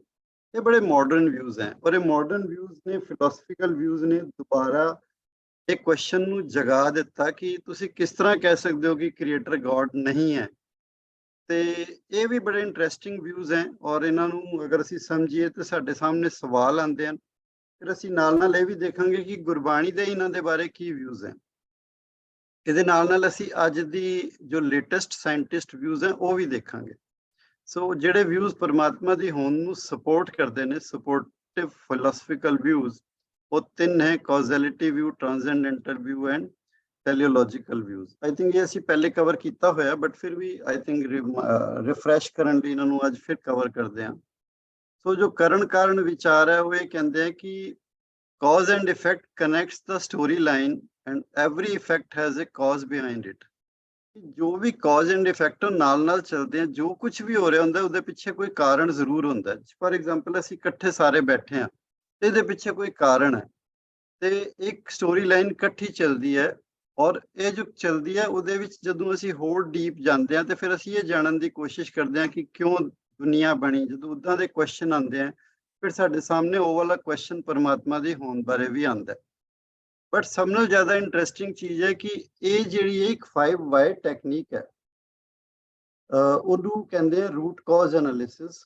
ਤੇ ਜਿਨ੍ਹਾਂ ਨੇ ਕੰਪਨੀਆਂ ਦੇ ਵਿਚਕਾਰ ਕੋਈ ਪ੍ਰੋਬਲਮ ਕੋਈ ਸਿਚੁਏਸ਼ਨ ਆਏ ਉਹਦਾ ਰੂਟ ਕਾਜ਼ ਕੀਤਾ ਤੇ ਉਹ ਜਨਰਲੀ ਸਿਖਾਇਆ ਜਾਂਦਾ ਕਿ ਤੁਸੀਂ ਵਾਈ ਕਰਕੇ ਪੁੱਛੋ, ਜਦੋਂ ਜਵਾਬ ਮਿਲ ਜਾਏ ਫਿਰ ਵਾਈ ਕਰੋ, ਫਿਰ ਜਵਾਬ ਮਿਲ ਜਾਏ ਫਿਰ ਵਾਈ ਕਰੋ, ਤੇ ਕਰੀਬ 4-5 ਵਾਰ ਤੋਂ ਬਾਅਦ ਤੁਹਾਨੂੰ ਰੂਟ ਕਾਜ਼ ਪਤਾ ਲੱਗ ਜਾਏਗਾ ਕਿ ਕਿਉਂ ਹੋਈ ਪ੍ਰੋਬਲਮ ਜਾਂ ਇਹ ਸਿਚੁਏਸ਼ਨ ਕਿਉਂ ਬਣ ਗਈ। ਪ੍ਰੋਬਲਮ ਨਹੀਂ ਵੀ ਹੋ ਸਕਦੀ, ਤਾਂ ਮਤਲਬ ਕੋਈ ਅੱਛੀ ਚੀਜ਼ ਵੀ ਹੋ ਸਕਦੀ, ਉਹਦਾ ਰੂਟ ਕਾਜ਼ ਕੀ ਹੈ। ਤੇ ਇਹ ਜੋ ਕਾਜ਼ ਐਂਡ ਇਫੈਕਟ ਹੈ, ਇਹਨੂੰ ਜੋ 5 ਵਾਈ ਟੈਕਨੀਕ ਹੈ, ਅਗਰ ਬਿਲਕੁਲ ਸਿੰਪਲ ਵਰਡ ਸਮਝਣਾ ਹੋਏ ਤੇ ਮਤਲਬ ਪਹਿਲੀ ਵਾਰ ਕੁਐਸਚਨ ਕਰੋ ਵਾਈ, फिर करो नेक्स्ट वाई, ए क्यों, फिर क्वेश्चन करो, फिर क्वेश्चन करो, फिर क्वेश्चन करो। 4-5 बार वाई करन तो बाद तुहानू जवाब मिलना बंद हो जाए। ਉਹ ਬੰਦ ਜਦੋਂ ਹੋ ਜਾਂਦਾ ਜਵਾਬ ਤੇ ਉਹਦਾ ਜਵਾਬ ਇਹੀ ਹੁੰਦਾ ਹੈ, ਇਹਦਾ ਆਨਸਰ ਤਾਂ ਫਿਰ ਪਰਮਾਤਮਾ ਹੀ ਜਾਣਦਾ ਹੋਣਾ। ਇਹਦਾ ਮਤਲਬ ਸਾਨੂੰ ਦੁਨੀਆ ਦੇ ਵਿੱਚ ਅੱਜ ਦਿਨ ਤੱਕ ਇੱਕ ਵੀ ਐਸੀ ਚੀਜ਼ ਨਹੀਂ ਹੈ ਜਿਹਦਾ ਅਲਟੀਮੇਟ ਰੂਟ ਕਾਜ਼ ਸਾਨੂੰ ਪਤਾ ਲੱਗ ਗਿਆ ਹੋਵੇ। ਇਹ ਬੜੀ ਧਿਆਨ ਨਾਲ ਸੋਚਣ ਦੀ ਗੱਲ ਹੈ। ਅੱਜ ਤੱਕ ਦੁਨੀਆ ਦੀ ਇੱਕ ਵੀ ਐਸੀ ਚੀਜ਼ ਨਹੀਂ ਹੋਈ ਜਿਹਦਾ ਸਾਨੂੰ ਅਲਟੀਮੇਟ ਰੂਟ ਕਾਜ਼ ਪਤਾ ਹੋਏ। ਔਰ ਸੁਣਨ 'ਚ ਥੋੜਾ ਅਜੀਬ ਲੱਗੇਗਾ, ਪਰ ਤੁਸੀਂ ਆਪਣੇ ਆਪ ਇੱਕ ਐਕਸਪੈਰੀਮੈਂਟ ਕਰਕੇ ਦੇਖਣਾ, ਫਿਰ ਤੁਹਾਨੂੰ ਆਹਿਸਤਾ ਹੋਰ ਕਲੈਰਿਟੀ ਆਏਗੀ। ਅਸੀਂ ਇੱਕ ਐਗਜ਼ਾਮਪਲ ਲੈ ਕੇ ਦੇਖਦੇ ਹਾਂ 5 ਵਾਈ ਦਾ, ਐਂਡ ਸਟੋਰੀ ਲਾਈਨ ਕਿੱਦਾਂ ਬਣਦੀ ਹੈ। ਕੌਜ਼ੈਲਿਟੀ ਵਿਊ ਇਹਨੂੰ ਕਹਿੰਦੇ ਆ। ਤੇ ਜੋ ਇੱਕ ਕੁਐਸਚਨ ਹੈ, ਵਾਈ ਆਰ ਸੋ ਮੈਨੀ ਪੇਸ਼ੈਂਟਸ ਇਨ ਹਸਪੀਟਲ, ਵੀ ਹਸਪਤਾਲ 'ਚ ਐਡੇ ਭੀੜ ਕਿਉਂ ਲੱਗੀ ਹੋਈ ਹੈ, ਕਿਸੇ ਨੇ ਪੁੱਛਿਆ ਤੇ ਜਵਾਬ ਮਿਲਿਆ ਵੀ ਕੋਰੋਨਾ ਪੈਂਡੈਮਿਕ ਫੈਲਿਆ ਹੋਇਆ, ਇਸ ਕਰਕੇ ਹਸਪਤਾਲ ਭਰੇ ਪਏ ਨੇ। ਅੱਛਾ, ਫਿਰ ਇਹਨੂੰ ਵਾਈ ਕੀਤਾ ਗਿਆ ਵੀ ਇਹ ਕੋਰੋਨਾ ਪੈਂਡੈਮਿਕ ਕਿਉਂ ਹੈ ਬਈ, ਤੇ ਇੱਕ quick spread of infection from a virus. ਇੱਕ ਵਾਇਰਸ ਹੈ, ਉਹ ਬੜੀ ਜਲਦੀ ਸਪਰੈਡ ਹੁੰਦਾ ਹੈ, ਇਸ ਕਰਕੇ ਬੜੀ ਲੋਕਾਂ ਨੂੰ ਹੋਈ ਜਾ ਰਿਹਾ, ਫਾਸਟ ਹੋ ਰਿਹਾ, ਬੜੀ ਫਾਸਟ ਸਪਰੈਡ ਕਰਦਾ, ਇਸ ਕਰਕੇ ਹੋ ਰਿਹਾ। ਫਿਰ ਅਗਲਾ ਕੁਐਸਚਨ ਆਇਆ ਵੀ ਇਹ ਇਨਫੈਕਸ਼ਨ ਕਿਉਂ ਕੁਇਕ ਸਪਰੈਡ ਹੁੰਦਾ ਇਸ ਵਾਇਰਸ ਤੋਂ। ਕਹਿੰਦੇ ਉਸ ਨੇਚਰ, ਉਸਦਾ ਵਾਇਰਸ ਦਾ ਉਹ ਨੇਚਰ ਹੈ, ਉਹ ਬੇਸਿਕ ਨੇਚਰ ਹੈ ਉਹਦਾ, ਕਿਉਂ ਕੁਇਕ ਸਪਰੈਡ ਹੁੰਦਾ ਹੈ। ਪੁੱਛਿਆ ਵੀ ਉਹਦਾ ਬੇਸਿਕ ਨੇਚਰ ਹੈ, ਕਿਉਂ ਹੈ, ਕਹਿੰਦੇ ਸਾਨੂੰ ਨਹੀਂ ਪਤਾ, ਇਹ ਪਰਮਾਤਮਾ ਹੀ ਜਾਣਦਾ ਹੋਣਾ। ਸਾਨੂੰ ਅਲਟੀਮੇਟ ਰੂਟ ਕਾਜ਼ ਨਹੀਂ ਮਿਲਦਾ। ਅਸੀਂ ਫਿਰ ਕੀ ਕਰਦੇ ਹਾਂ, ਅਸੀਂ ਇੱਕ ਸਟੈਪ ਵਾਪਸ ਆਉਂਦੇ ਹਾਂ ਔਰ ਫਿਰ ਉਹਨੂੰ ਰੂਟ ਕਾਜ਼ ਮੰਨ ਕੇ ਅਸੀਂ ਉਹਦਾ ਸੋਲੂਸ਼ਨ ਲੱਭਦੇ ਹਾਂ ਕਿ ਤੁਸੀਂ ਮਾਸਕ ਪਾਓ ਜਾਂ 6 ਫੁੱਟ ਦੀ ਦੂਰੀ ਰੱਖੋ। ਉਹ ਅਸੀਂ ਇੱਕ ਸਟੈਪ ਸਾਨੂੰ ਵਾਪਸ ਆਉਣਾ ਪੈਂਦਾ। ਸਾਨੂੰ ਅਲਟੀਮੇਟ ਰੂਟ ਕਾਜ਼ ਅੱਜ ਤੱਕ ਕਿਸੇ ਵੀ ਸਿਚੁਏਸ਼ਨ ਦਾ ਨਹੀਂ ਮਿਲਿਆ। ਤੁਸੀਂ ਟਰਾਈ ਕਰ ਲੈਣਾ, ਕੋਈ ਵੀ ਸਿਚੁਏਸ਼ਨ ਲੈ ਲਓ, ਅਖੀਰ 'ਚ ਆਏਗਾ ਉਹ ਤੇ ਫਿਰ ਪਰਮਾਤਮਾ ਹੀ ਜਾਣਦਾ। ਸੋ ਇਹ ਜੋ ਰੂਟ ਕਾਜ਼ ਹੈ, ਇੱਕ ਕੌਜ਼ੈਲਿਟੀ ਵਿਊ ਹੈ। ਅੱਜ ਕੱਲ੍ਹ ਕਹਿੰਦਾ ਵੀ ਜਦੋਂ ਸਾਨੂੰ ਕਿਸੇ ਵੀ ਸਵਾਲ ਦਾ ਜਵਾਬ ਨਹੀਂ ਪਤਾ ਤੇ ਫਿਰ ਅਸੀਂ ਕਿਉਂ ਨਹੀਂ ਸਰੈਂਡਰ ਕਰਦੇ ਵੀ ਕੋਈ ਇਸ ਤੋਂ ਉੱਪਰ ਹੈ ਜਿਹਨੂੰ ਪਤਾ ਹੈ। ਸਾਨੂੰ ਨਹੀਂ ਪਤਾ ਇਹਦਾ ਮਤਲਬ ਇਹ ਥੋੜੀ ਕਿਸੇ ਨੂੰ ਨਹੀਂ ਪਤਾ। So the ultimate root cause of any happening in the universe is not known। ਔਰ ਇਹਦੇ ਲਈ ਬਾਣੀ ਨੇ ਵੀ ਕਿਹਾ, ਹੁਕਮੀ ਹੋਵਨ ਆਕਾਰ ਹੁਕਮ ਨਾ ਕਿਹਾ ਜਾਏ। ਜਿਹੜੀ ਸ੍ਰਿਸ਼ਟੀ ਹੈ ਉਹੀ ਉਹਦੇ ਹੁਕਮ 'ਚ ਹੋਈ ਹੈ। ਜਦੋਂ ਅਸੀਂ ਉਹਨੂੰ ਹੀ ਨਹੀਂ ਕਹਿ ਸਕਦੇ ਉਹਨੇ ਕਿਉਂ ਸ੍ਰਿਸ਼ਟੀ ਬਣਾਈ ਹੈ, ਉਹਦੇ ਅੰਦਰ ਦੀ ਹਰ ਚੀਜ਼ ਨੂੰ ਅਸੀਂ ਕਿਵੇਂ ਕਵਾਂਗੇ। ਜਦੋਂ ਅਸੀਂ ਪਹਿਲੇ ਕੁਐਸਚਨ ਤੇ ਹੀ ਸਰੈਂਡਰ ਕਰ ਦਿੱਤਾ, ਸਾਨੂੰ ਨਹੀਂ ਪਤਾ ਉਹਨੇ ਕਿਉਂ ਸ੍ਰਿਸ਼ਟੀ ਬਣਾਈ, ਫਿਰ ਉਹਦੇ ਅੰਦਰ ਜੋ ਹੋ ਰਿਹਾ ਉਹਦਾ ਤੇ ਆਨਸਰ ਮਿਲਣ ਦੀ ਕੋਈ ਉਮੀਦ ਵੀ ਨਾ ਰੱਖੋ। ਸੋ ਇਹ ਗੁਰੂ ਬਾਣੀ ਦੇ ਵਿਊਜ਼ ਹੈ ਕੌਜ਼ੈਲਿਟੀ ਵਿਊ ਤੇ, ਔਰ ਇੱਥੇ ਖਤਮ ਨਹੀਂ ਹੁੰਦੀ ਗੱਲ। ਗੁਰਬਾਣੀ ਵਿਊ ਡਾਇਰੈਕਟਲੀ ਆਉਂਦਾ ਹੈ, ਕਾਰਨ ਪ੍ਰਭ ਏਕ ਹੈ ਦੂਸਰ ਨਹੀਂ ਕੋਈ। ਕੌਜ਼ੈਲਿਟੀ ਵਰਡ ਗੁਰੂ ਸਾਹਿਬ ਨੇ ਡਾਇਰੈਕਟਲੀ ਯੂਜ਼ ਕੀਤਾ। ਕਾਰਨ ਜੋ ਹੋ ਰਿਹਾ ਔਰ ਜੋ ਉਹਦਾ ਕਾਰਨ ਹੈ ਉਹ ਸਿਰਫ ਇੱਕ ਪਰਮਾਤਮਾ ਹੈ, ਉਸ ਤੋਂ ਇਲਾਵਾ ਕੋਈ ਨਹੀਂ ਹੈ। ਮਤਲਬ ਇਤਨੇ ਅੱਜ ਤੋਂ 500 ਸਾਲ ਪਹਿਲਾਂ ਵੀ ਗੁਰੂ ਸਾਹਿਬ ਕੌਜ਼ੈਲਿਟੀ ਵਿਊ ਤੇ ਆਪਣੇ ਵਿਊਜ਼ ਦੇ ਰਹੇ ਨੇ। ਕਾਰਨ ਔਰ ਕਾਰਨ ਜੋ ਹੋ ਰਿਹਾ ਔਰ ਜੋ ਉਹਦਾ ਕਾਰਨ ਹੈ ਉਹ ਪਰਮਾਤਮਾ ਆਪ ਹੈ। ਸੋ ਅਸੀਂ ਕੋਈ ਡਾਊਟ ਹੀ ਨਹੀਂ ਰਹਿ ਜਾਂਦਾ। ਇੱਕ ਤੇ ਪਹਿਲਾ ਵਿਊ ਇਹ ਸੀ, ਦੂਸਰਾ ਹੈ ਟ੍ਰਾਂਸੈਂਡੈਂਟਲ ਵਿਊ। ਇਹ ਸਪੋਰਟ ਕਰਦਾ ਵਿਊ ਪਰਮਾਤਮਾ ਦੀ ਹੋਂਦ ਨੂੰ। ਟ੍ਰਾਂਸੈਂਡੈਂਟਲ ਵਿਊ ਕਿ knowledge or understanding that goes beyond what can be experience through the senses. ਜੋ ਅਸੀਂ ਸੈਂਸਿਸ ਤੋਂ ਐਕਸਪੀਰੀਅੰਸ ਕਰਦੇ ਹਾਂ ਉਸ ਤੋਂ ਪਰੇ ਕੀ ਹੈ ਉਹ ਸਾਨੂੰ ਨਹੀਂ ਪਤਾ। ਅਸੀਂ ਤੇ ਐਕਸਪੀਰੀਅੰਸ ਉਹ ਵੀ ਲੈ ਰਹੇ ਹਾਂ ਜੋ ਸੈਂਸਿਸ ਤੋਂ ਨਹੀਂ ਮਿਲ ਰਿਹਾ। ਔਰ ਜਿਵੇਂ ਹੁੰਦਾ higher level of consciousness, happiness and sorrow. Happiness and sorrow senses ਤੋਂ ਨਹੀਂ ਆਉਂਦੀ, ਪੇਨ ਸੈਂਸਿਸ ਤੋਂ ਆਉਂਦਾ ਹੈ। ਤੁਸੀਂ ਕੁਝ ਆਬਜ਼ਰਵ ਕਰ ਸਕਦੇ ਹੋ ਸੈਂਸਿਸ ਤੋਂ, ਪਰ ਤੁਸੀਂ ਜੋ ਖੁਸ਼ੀ ਆਉਂਦੀ ਹੈ ਉਹ ਸਾਨੂੰ ਨਹੀਂ ਪਤਾ ਉਹਦਾ ਸੋਰਸ ਕੀ ਹੈ। ਔਰ ਜੋ ਗਮ ਆ ਰਿਹਾ ਉਹਦਾ ਸਾਨੂੰ ਸੋਰਸ ਅਸੀਂ ਪੇਨ ਨੂੰ ਸੋਰਸ ਨਹੀਂ ਕਹਿ ਸਕਦੇ, ਬਿਕੋਜ਼ ਪੇਨ ਸੈਂਸ ਕਰ ਰਹੀਆਂ ਨੇ, ਪਰ ਸੈਂਸਿਸ ਨੇ ਸਾਨੂੰ ਖੁਸ਼ੀ ਨਹੀਂ ਦਿੱਤੀ। ਖੁਸ਼ੀ ਪਤਾ ਨਹੀਂ ਕਿੱਥੋਂ ਆ ਰਹੀ ਹੈ। ਤੇ ਇਸੀ ਤਰ੍ਹਾਂ ਜੋ ਅਸੀਂ ਕੁਐਸਚਨ ਟ੍ਰਾਂਸੈਂਡੈਂਟਲ ਵਿਊ ਦਾ ਉਹ ਹੀ ਆਉਂਦਾ, everything in the world has a source. There has to be source for universal laws and morals. The source has to be bigger or above these laws and logics and morals. ਅਸੀਂ ਕਹਿੰਦੇ ਹਾਂ ਇਹ ਕੰਮ ਠੀਕ ਹੈ, ਇਹ ਠੀਕ ਨਹੀਂ ਹੈ, ਇਹ ਯੂਨੀਵਰਸਲ ਲਾਅ ਹੈ, ਇਹ ਜੋ ਵੀ ਹੈ, ਇਹ ਨੇਚਰ ਦੇ ਲਾਜ਼ ਹੈ, ਇਹ ਮੋਰਲਸ ਹੈ। ਇਹ ਮੋਰਲਸ, ਨੇਚਰ ਦੇ ਲਾਜ਼, ਇਹਨਾਂ ਸਭ ਦੇ ਉੱਤੇ ਟ੍ਰਾਂਸੈਂਡੈਂਟਲ ਵਿਊ ਵਾਲੇ ਕਹਿੰਦੇ ਨੇ ਆਫਟਰ ਆਲ ਕਿੰਨੇ ਡਿਸਾਈਡ ਕੀਤਾ ਕਿ ਇਹ ਠੀਕ ਹੈ ਔਰ ਇਹ ਠੀਕ ਨਹੀਂ ਹੈ। ਅਸੀਂ ਕੌਣ ਹੁੰਦੇ ਆ ਡਿਸਾਈਡ ਕਰਨ ਵਾਲੇ, ਕਹਿਣ ਲਈ ਕਿ ਇਹ ਚੀਜ਼ਾਂ ਕਰੈਕਟ ਨੇ, ਕਰੈਕਟ ਨਹੀਂ ਹੈ। ਉਹਦੇ ਉੱਤੇ ਕੌਣ ਹੈ ਜਿਹਨੇ ਡਿਸਾਈਡ ਕੀਤਾ ਕਿ ਇਹ ਹੈ ਜਾਂ ਨਹੀਂ ਹੈ। ਔਰ ਫਿਰ ਇੱਥੇ ਗੁਰਬਾਣੀ ਦਾ ਵਿਊ ਵੀ ਹੈ, ਟ੍ਰਾਂਸੈਂਡੈਂਟਲ ਵਿਊ ਤੇ, ਨਾਨਕ ਜੀ ਉਪਾਏ ਕੇ ਲਿਖ ਨਾਵੇਂ ਧਰਮ ਬਹਾਲਿਆ। ਕਿ ਜਿਸ ਤਰ੍ਹਾਂ ਹੀ ਜੀਵ ਆਏ ਦੇ ਨਾਲ ਹੀ ਧਰਮ ਵੀ ਬਹਾਲ ਪੂਰਾ ਰਿਲੀਜ਼ ਕੀਤਾ ਗਿਆ। O Nanak, having shaped the creatures, Lord released righteous path to read and record the accounts. ਤੇ ਇਹ ਜੋ ਹੈ ਇੱਕ ਮਤਲਬ ਬਿਲਕੁਲ ਸਟ੍ਰੇਟ ਆਨਸਰ ਸਾਨੂੰ ਮਿਲਦਾ ਵੀ ਉਸ ਤੋਂ ਉੱਪਰ ਕੌਣ ਹੈ ਜਿਹਨੇ ਇਹਨਾਂ ਮੋਰਲਸ ਨੂੰ, ਇਹਨਾਂ ਸਟੈਂਡਰਡਸ ਨੂੰ ਸੈੱਟ ਕੀਤਾ ਹੈ। ਤੇ ਗੁਰੂ ਸਾਹਿਬ ਨੇ ਸਾਨੂੰ ਇਹਦਾ ਜਵਾਬ ਵੀ ਦਿੱਤਾ, ਨਾਨਕ ਜੀ ਉਪਾਏ ਕੇ ਲਿਖਨਾਮੈ ਧਰਮ ਬਹਾਲਿਆ। मैं बहुत डिटेल नहीं जाऊंगा, I think message is very clear. अगर इसका ਅਸੀਂ ਮਤਲਬ ਸਮਝਣ ਦੀ ਕੋਸ਼ਿਸ਼ ਕਰੀਏ ਕਿ as per Guru it was important to define the rules of truthful living or otherwise. ਇਹ ਤਾਂ ਜ਼ਰੂਰੀ ਸੀ ਨਾ ਕਿ ਅਗਰ ਸੱਚ ਦੇ ਮਾਰਗ ਦੇ ਰੂਲਸ ਵੀ ਕਲੀਅਰ ਹੋਣ। ਇਹਨੂੰ ਇੱਕ ਸੈਕਿੰਡ ਦੇਣਾ ਜੀ, I am in meeting.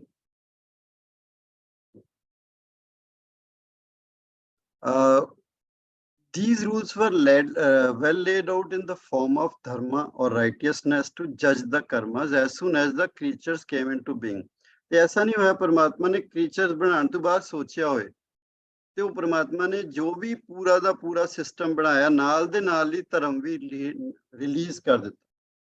Or thereafter every human life follows the common universal laws and individual moral standards. So ਉਸ ਤੋਂ ਬਾਅਦ ਅੱਜ ਦਿਨ ਤੱਕ universal laws ਸਾਡੇ ਸਭ ਦੇ common ਹੈ, ਬਟ ਮੋਰਲ ਸਟੈਂਡਰਡ ਸਾਡੇ ਸਭ ਦੇ ਆਪਣੇ ਆਪਣੇ ਆ ਔਰ ਹਾਇਰ ਲੈਵਲ ਆਫ ਕੌਨਸ਼ੀਅਸਨੈਸ ਨਾਲ ਉਹ ਜੁੜੇ ਹੋਏ ਨੇ। ਤੇ ਸਾਡੇ ਕਰਮਾਂ ਦੀ ਜੋ ਡੈਫੀਨੇਸ਼ਨ ਹੈ ਉਹ ਬਣਦੀ ਹੈ। ਜੋ ਟੈਲੀਓਲੋਜੀਕਲ ਵਿਊ ਹੈ ਤੀਸਰਾ, ਜਿਹੜਾ ਕਿ ਸਾਨੂੰ ਫਿਰ ਇਸ਼ਾਰਾ ਕਰਦਾ ਪਰਮਾਤਮਾ ਦੀ ਤਰਫ, ਉਹ ਹੈ ਕਿ if things appear to be designed for a purpose there must be intelligence and art behind the design. ਅਗਰ ਕੋਈ ਚੀਜ਼ ਸਾਨੂੰ ਲੱਗ ਰਿਹਾ ਇਹ ਡਿਜ਼ਾਈਨ ਹੋਈ ਹੈ ਤੇ ਉਹਦੇ ਪਿੱਛੇ ਕੋਈ ਨਾ ਕੋਈ ਆਰਟ ਔਰ ਇੰਟੈਲੀਜੈਂਸ ਦੋਨੋਂ ਚੀਜ਼ਾਂ। ਫॉर एग्जाम्पल ਅਸੀਂ ਸਾਰੇ ਕੰਪਿਊਟਰ ਜਾਂ ਮੋਬਾਈਲ ਦੇ ਅੱਗੇ ਬੈਠੇ ਹਾਂ ਤੇ ਇਸ ਕੰਪਿਊਟਰ ਮੋਬਾਈਲ ਨੂੰ ਅਸੀਂ ਨਹੀਂ ਕਿਸੇ ਨੇ ਨਹੀਂ ਕੀਤਾ, ਇਹ ਤੇ ਆਪਣੇ ਆਪ ਇੱਕ ਦਿਨ ਆ ਗਿਆ। ਤੇ ਤੁਸੀਂ ਸਾਰੇ ਹੱਸਾਂਗੇ ਵੀ ਇਹ ਕਿਸ ਤਰ੍ਹਾਂ ਹੋ ਸਕਦਾ ਹੈ, ਤੇ ਡਿਜ਼ਾਈਨਡ ਚੀਜ਼ ਲੱਗ ਰਹੀ ਹੈ, ਇਹ ਤੇ ਆਰਟਿਸਟਿਕ ਚੀਜ਼ ਹੈ, ਬੜੇ ਸੋਹਣੇ ਤਰੀਕੇ ਨਾਲ। ਇਹ ਥੋੜੀ ਕਿ ਪਏ ਪਏ ਦੁਨੀਆ 'ਚ ਕੰਪਿਊਟਰ ਆਪਣੇ ਆਪ ਬਣ ਗਏ। ਪਰ ਅਸੀਂ ਕੁਦਰਤ ਨੂੰ ਇਤਨੇ ਆਰਾਮ ਨਾਲ ਕਿਉਂ ਲੈ ਲੈਂਦੇ ਹਾਂ ਕਿ ਉਸਨੂੰ ਕਿਸੇ ਨੇ ਨਹੀਂ ਬਣਾਇਆ। ਤੇ ਇਹ ਵੀ ਇਸ਼ਾਰਾ ਕਰਦਾ ਪਰਮਾਤਮਾ ਦੀ ਤਰਫ, ਜਿਨਨੇ ਸਿਰਫ ਇਤਨੇ ਵੱਡੇ ਵੱਡੇ ਡਿਜ਼ਾਈਨ ਕੀਤੇ ਹੈ ਕਿ millions of DNA code, structure of universe, ਇਦਾਂ ਦੀਆਂ ਸਾਡੇ ਕੋਲ ਮਤਲਬ ਐਗਜ਼ਾਮਪਲਸ ਦਾ ਤੇ ਅੰਤ ਹੀ ਨਹੀਂ ਹੈ।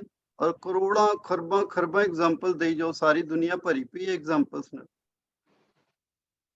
ਅਸੀਂ ਇੱਕ ਛੋਟੀ ਜਿਹੀ ਸਟੋਰੀ ਲਈ ਸੀ ਆਫ ਇੰਡਸਟਰੀਅਲ ਟਾਊਨ ਕਿ ਇਹਦੇ 'ਚ ਮੰਨ ਲਓ ਇੱਕ ਛੋਟਾ ਜਿਹਾ ਇੰਡਸਟਰੀਅਲ ਟਾਊਨ, ਇਹਦੇ 'ਚ 60 ਬੇਸਿਕ ਕੈਮੀਕਲਸ ਪਾਏ ਗਏ ਨੇ। ਉਹਦੇ ਨਾਲ 5 ਟ੍ਰਿਲੀਅਨ ਕੈਮੀਕਲਸ ਬਣਦੇ ਨੇ ਔਰ ਕਿਤਨਾ ਕਿਹੜੇ ਪ੍ਰਪੋਰਸ਼ਨ 'ਚ ਬਣਨਾ ਹੈ, ਕਿੱਥੇ ਪਹੁੰਚਾਉਣਾ ਹੈ, ਕਿੱਥੇ ਰੱਖਣਾ ਹੈ, ਕਿਸ ਤਰ੍ਹਾਂ ਸਟੋਰ ਹੋਣਾ ਹੈ, ਕਿਸ ਤਰ੍ਹਾਂ ਮੂਵ ਕਰਨਾ ਹੈ, ਇਹਨੂੰ ਕੋਈ ਬੰਦਾ ਨਹੀਂ ਚਲਾ ਰਿਹਾ, ਆਪਣੇ ਆਪ ਚੱਲੀ ਜਾ ਰਿਹਾ। ਇੱਕ ਹੋ ਗਿਆ ਇਸ ਤਰ੍ਹਾਂ ਦਾ ਕੋਈ ਇੰਡਸਟਰੀਅਲ ਟਾਊਨ ਨਹੀਂ ਹੋ ਸਕਦਾ। ਇਹ ਕਿਸ ਤਰ੍ਹਾਂ ਦੀ ਗੱਲ ਕਰ ਰਹੇ ਹੋ? ਇਹਦੇ ਚੋਂ ਇੱਕ ਤੋਂ ਦੂਸਰੇ ਜਾਂਦਾ ਕਿਤਨੇ ਪ੍ਰੋਪੋਰਸ਼ਨ ਮਿਲਦਾ, ਅੱਜ ਦਿਨ ਤੱਕ ਕਿਸੇ ਨੇ ਨਹੀਂ ਕੀਤਾ। ਪਰ ਇਹ ਸਟੋਰੀ ਕਿਸੇ ਹੋਰ ਚੀਜ਼ ਦੀ ਨਹੀਂ, ਸਾਡੇ ਆਪਣੇ ਸਰੀਰ ਦੀ ਹੈ। ਇਹਦੇ 60 ਬੇਸਿਕ ਕੈਮੀਕਲ ਨੇ ਜਿਹੜੇ 5 ਟ੍ਰਿਲੀਅਨ ਸੈਲਸ ਦੇ ਵਿਚਕਾਰ ਕਿੱਥੇ ਕਿੰਨੀ ਆਕਸੀਜਨ ਪਰਸੈਂਟੇਜ ਹੈ, ਕਿਹੜੇ ਕਿਹੜੇ ਕੈਮੀਕਲ ਹੈ, ਨਾਲ ਦੇ 2 ਸੈੱਲ ਵਿਚਕਾਰ ਸੇਮ ਪ੍ਰੋਪੋਰਸ਼ਨ ਨਹੀਂ ਹੁੰਦਾ। ਉਹ ਇਤਨੀ ਐਕੂਰੇਟਲੀ ਡਿਜ਼ਾਈਨਡ ਹੈ ਸਾਡਾ ਆਪਣਾ ਸਰੀਰ। ਤੇ ਅਸੀਂ ਸੋਚ ਸਕਦੇ ਹਾਂ ਕਿ ਇਹ ਡਿਜ਼ਾਈਨ ਦੇ ਪਿੱਛੇ ਕਿੰਨੀ ਵੱਡੀ ਸੋਚ, ਕਿੰਨੀ ਵੱਡੀ ਆਰਟ ਇਨਵੋਲਡ ਹੈ। ਪੂਰਾ ਸਰੀਰ ਜੋ ਕਿ ਇੱਕ ਆਰਟਿਸਟਿਕ ਬਾਡੀ ਲੱਗਦੀ ਹੈ। ਤੇ ਗੁਰਬਾਣੀ ਦੇ ਟੈਲੀਓਲੋਜੀਕਲ ਵਿਊ ਬਾਰੇ ਹੈ, ਜਾਤ ਮਹਿ ਜੋਤ ਜੋਤ ਮਹਿ ਜਾਤਾ ਅਕਲ ਕਲਾ ਭਰਪੂਰ ਰਿਹਾ। That means intellect and art ਦੋਨਾਂ ਤੋਂ ਪਰਮਾਤਮਾ ਭਰਪੂਰ ਹੈ। ਗੁਰਬਾਣੀ ਨੇ ਟੈਲੀਓਲੋਜੀਕਲ ਵਿਊ ਬਾਰੇ ਵੀ ਡਾਇਰੈਕਟ ਵਿਚਾਰ ਦਿੱਤੇ। So your light is in your creatures and your creatures are in your light. You are abode of abundant intellect and art. ਮਤਲਬ ਇੰਟੈਲੈਕਟ ਐਂਡ ਆਰਟ ਦੇ ਉੱਤੇ ਡਾਇਰੈਕਟ ਹੀ ਗੁਰੂ ਸਾਹਿਬ ਟੈਲੀਓਲੋਜੀਕਲ ਵਿਊ ਤੇ ਵਿਚਾਰ ਦੇ ਰਹੇ ਨੇ ਕਿ ਇਹਦਾ ਸੋਰਸ ਵੀ ਪਰਮਾਤਮਾ ਹੀ ਹੈ। ਜਾਪ ਸਾਹਿਬ ਵਿੱਚ ਗੁਰੂ ਗੋਬਿੰਦ ਸਿੰਘ ਜੀ ਦਾ ਵੀ ਫਰਮਾਨ ਹੈ ਕਿ ਸਾਹਿਬ ਦਿਮਾਗ ਹੈ ਕਿ ਹੁਸਨਲ ਚਿਰਾਗ ਹੈ, ਕਿ ਦਿਮਾਗ ਔਰ ਹੁਸਨ ਦੇ ਚਿਰਾਗ ਪਰਮਾਤਮਾ ਆਪ ਹੀ ਹੈ। ਔਰ ਇਹ ਤੇ ਮੈਂ ਦੱਸ ਰਿਹਾ ਸੀ ਕਿ ਗੁਰਬਾਣੀ ਚ ਇੰਟੈਲੈਕਟ ਐਂਡ ਆਰਟ ਬਾਰੇ ਡਾਇਰੈਕਟਲੀ ਹੀ ਗੁਰੂ ਸਾਹਿਬ ਨੇ ਲਿਖਿਆ। ਟੈਲੀਓਲੋਜੀਕਲ ਵਿਊ ਬਾਰੇ ਗੁਰਬਾਣੀ ਵਿਊਜ਼ ਹੈ, ਜਾਤ ਮੈਂ ਜੋਤ ਜੋਤ ਮੈਂ ਜਾਤਾ ਅਕਲ ਕਲਾ ਭਰਪੂਰ ਰਿਹਾ।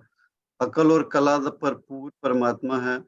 ਔਰ ਕਿ ਸਾਹਿਬ ਦਿਮਾਗ ਹੈ ਕਿ ਹੁਸਨਲ ਚਿਰਾਗ ਹੈ। ਜਾਪ ਸਾਹਿਬ ਵਿੱਚ ਵੀ ਆਉਂਦਾ ਦਿਮਾਗ ਇੰਟੈਲੈਕਟ ਉੱਤੇ ਔਰ ਹੁਸਨ ਬਿਊਟੀ ਉੱਤੇ। ਸੋ ਇੰਟੈਲੈਕਟ ਐਂਡ ਬਿਊਟੀ ਦਾ ਉਹ ਬਿਲਕੁਲ ਭੰਡਾਰ ਨੇ ਆਪ ਪਰਮਾਤਮਾ ਹੀ ਹੈ।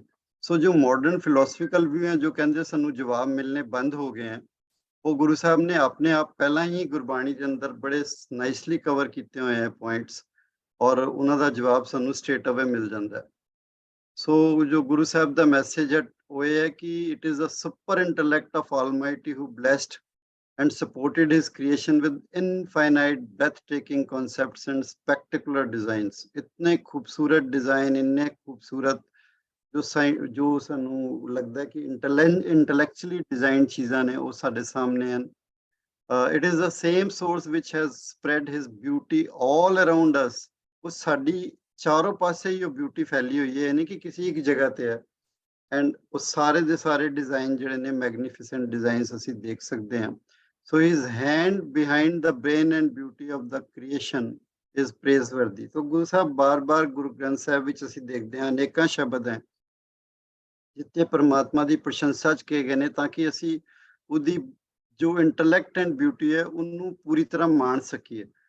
तो वो ये भी एक फैक्ट है कि बहुत सारे शब्द हैं जिथे सानू इन्हां दी परमात्मा दी इंटैलेक्ट एंड ब्यूटी बारे सानू जानकारी मिलती है। सो जो हुण दे विग्यानिकां दे विचार हैं असीं वो भी देख लैंदे हां एक बार। ते एक की होया कि जो एक फ्रेड लॉयले है जिन्हें कि बिग बैंग टर्म कॉइन कीती सी, वो फ्रेड हॉयले ने कहा कि my atheism is greatly shaken by new developments. पहला इन्हें ही डिक्लेयर किया सी कि कोई परमात्मा नहीं है, एवं सब तुसी रोला पाया होया। ਤੇ ਇਹਨੇ ਕਿਹਾ ਕਿ ਨਹੀਂ, ਮੈਂ ਹੁਣ ਪੂਰੀ ਤਰ੍ਹਾਂ ਸ਼ੇਕ ਹੋ ਚੁੱਕਾ। ਜਿਉਂ-ਜਿਉਂ ਨਵੀਆਂ ਡਿਵੈਲਪਮੈਂਟਸ ਆ ਰਹੀਆਂ ਤੇ ਬਹੁਤ ਵੱਡਾ ਸਾਡੇ ਅੱਗੇ ਹੋਰ ਵੱਡੇ-ਵੱਡੇ ਸਵਾਲ ਖੜੇ ਹੋ ਰਹੇ ਨੇ। ਔਰ ਇੱਕ ਜੌਨ ਲੈਨਿਕਸ ਹੈ ਜੋ ਜਗ੍ਹਾ-ਜਗ੍ਹਾ ਤੇ ਜਾ ਕੇ ਪਰਮਾਤਮਾ ਦੀ ਹੋਂਦ ਨਹੀਂ ਹੈ ਉਹਦੇ ਬਾਰੇ ਬੋਲਿਆ ਕਰਦਾ ਸੀ, ਲੈਕਚਰ ਦਿੰਦਾ ਹੁੰਦਾ ਸੀ ਐਥੀਜ਼ਮ ਉੱਤੇ। ਤੇ ਉਹ ਕਹਿੰਦਾ ਕਿ the more we get to know about the universe, the more the hypothesis that there is a creator gains in credibility as the best explanation of why we are here. ਕਹਿੰਦਾ ਜਿਤਨਾ ਅਸੀਂ ਹੋਰ ਜਾਣਨ ਦੀ ਕੋਸ਼ਿਸ਼ ਕੀਤੀ ਹੈ, ਜਿਤਨਾ ਹੋਰ ਸਿੱਖਿਆ, ਉਸ ਤੋਂ ਬਾਅਦ ਸਾਨੂੰ ਹੁਣ ਪਤਾ ਲੱਗਦਾ ਹੈ ਕਿ ਕੋਈ ਨਾ ਕੋਈ ਪਿੱਛੇ ਬਹੁਤ ਵੱਡੀ ਕ੍ਰੀਏਸ਼ਨ ਹੈ, ਕ੍ਰੀਏਸ਼ਨ ਦੇ ਪਿੱਛੇ ਕੋਈ ਬਹੁਤ ਵੱਡਾ ਹੱਥ ਹੈ ਕਿਸੇ ਦਾ। 1981 ਦੇ ਵਿਚਕਾਰ ਸਾਇੰਟਿਸਟ ਦੀ ਜੋ ਇਹ 1966 ਵਿੱਚ ਟਾਈਮ ਮੈਗਜ਼ੀਨ ਆਇਆ ਸੀ, 1981 ਦੀ ਜਿਹੜੀ ਕਾਨਫਰੰਸ ਹੋਈ ਉਹਨੂੰ ਵਰਲਡ ਸਾਇੰਟਿਸਟ ਕਾਂਗਰਸ ਕਹਿੰਦੇ ਸੀ। that started with an apology ਕਿ ਸਾਡੇ ਕੋਲ ਬਹੁਤ ਵੱਡੀ ਗਲਤੀ ਹੋਈ ਹੈ, ਬੜੀ ਪ੍ਰੀਮੈਚੁਰ ਅਸੀਂ ਗੱਲਾਂ ਕੀਤੀਆਂ ਕਿ ਅਸੀਂ ਯੂਨੀਵਰਸ ਦੀ ਕ੍ਰੀਏਸ਼ਨ ਬਾਰੇ ਸਭ ਕੁਝ ਦੱਸਣ ਜਾ ਰਹੇ ਹਾਂ। ਬਟ ਕਹਿੰਦੇ ਰਿਐਲਿਟੀ ਹੈ ਕਿ ਅਸੀਂ ਜਿੰਨਾ ਹੋਰ ਪਿਛਲੇ 15 ਸਾਲਾਂ ਚੋਂ ਦੇਖਿਆ ਉਹਦੇ ਨਾਲ ਜੋ ਸਾਡੀ ਪਹਿਲੇ ਦੀ ਨੌਲੇਜ ਸੀ ਲੱਗਦਾ ਉਹ ਵੀ ਬਹੁਤ ਛੋਟੀ ਹੋ ਗਈ ਹੈ। Further deepening with every new discovery, ਜਿਉਂ-ਜਿਉਂ ਡਿਸਕਵਰੀ ਕਰਦੇ ਹਾਂ ਅਸੀਂ ਲੱਗਦਾ ਅਸੀਂ ਸੱਚਾਈ ਤੋਂ ਹੋਰ ਪਰੇ ਹੋ ਗਏ ਹਾਂ। ਸਾਨੂੰ ਕਨਫਿਊਜ਼ ਹੋ ਰਿਹਾ ਕਿ ਅਸੀਂ ਕੀ ਕਹਿ ਬੈਠੇ ਸੀ, ਤੇ ਉਹਨਾਂ ਨੇ ਮਾਫੀ ਮੰਗੀ ਦੁਨੀਆ ਤੋਂ ਕਿ ਇਸ ਤਰ੍ਹਾਂ ਦੀ ਕੋਈ ਗੱਲ ਹੋਈ ਹੈ। ਔਰ ਅਗਰ ਅਸੀਂ ਇਹਨਾਂ ਪੰਕਤੀਆਂ ਨੂੰ ਦੇਖੀਏ ਕਿ ਗੁਰਬਾਣੀ 'ਚ ਕੀ ਲਿਖਿਆ ਹੈ, ਤੇ ਲਿਖਿਆ ਅੰਤ ਨਾ ਜਾਪੇ ਕੀਤਾ ਕਾਰ, ਅੰਤ ਨਾ ਜਾਪੇ ਪਾਰਾਵਾਰ, ਅੰਤ ਕਾਰਨ ਕੇਤੇ ਬਿਲਾਹੇ, ਤਾਕੇ ਅੰਤ ਨਾ ਪਾਏ ਜਾਹੇ, ਇਹੋ ਅੰਤ ਨਾ ਜਾਣੇ ਕੋਈ, ਬਹੁਤਾ ਕਹੀਏ ਬਹੁਤਾ ਹੋਏ। ਸਾਇੰਟਿਸਟ ਨੇ ਵੀ ਇਹੀ ਕਹਿਤਾ, the more we are discovering the more we feel that the mystery is becoming deeper and deeper. So ਬਹੁਤਾ ਕਹੀਏ ਬਹੁਤਾ ਹੋਏ, ਇਹ ਗੱਲ ਤੇ ਗੁਰੂ ਸਾਹਿਬ ਨੇ 500 ਸਾਲ ਪਹਿਲਾਂ ਹੀ ਕਹਿਤੀ ਸੀ ਜਪਜੀ ਸਾਹਿਬ ਵਿੱਚ।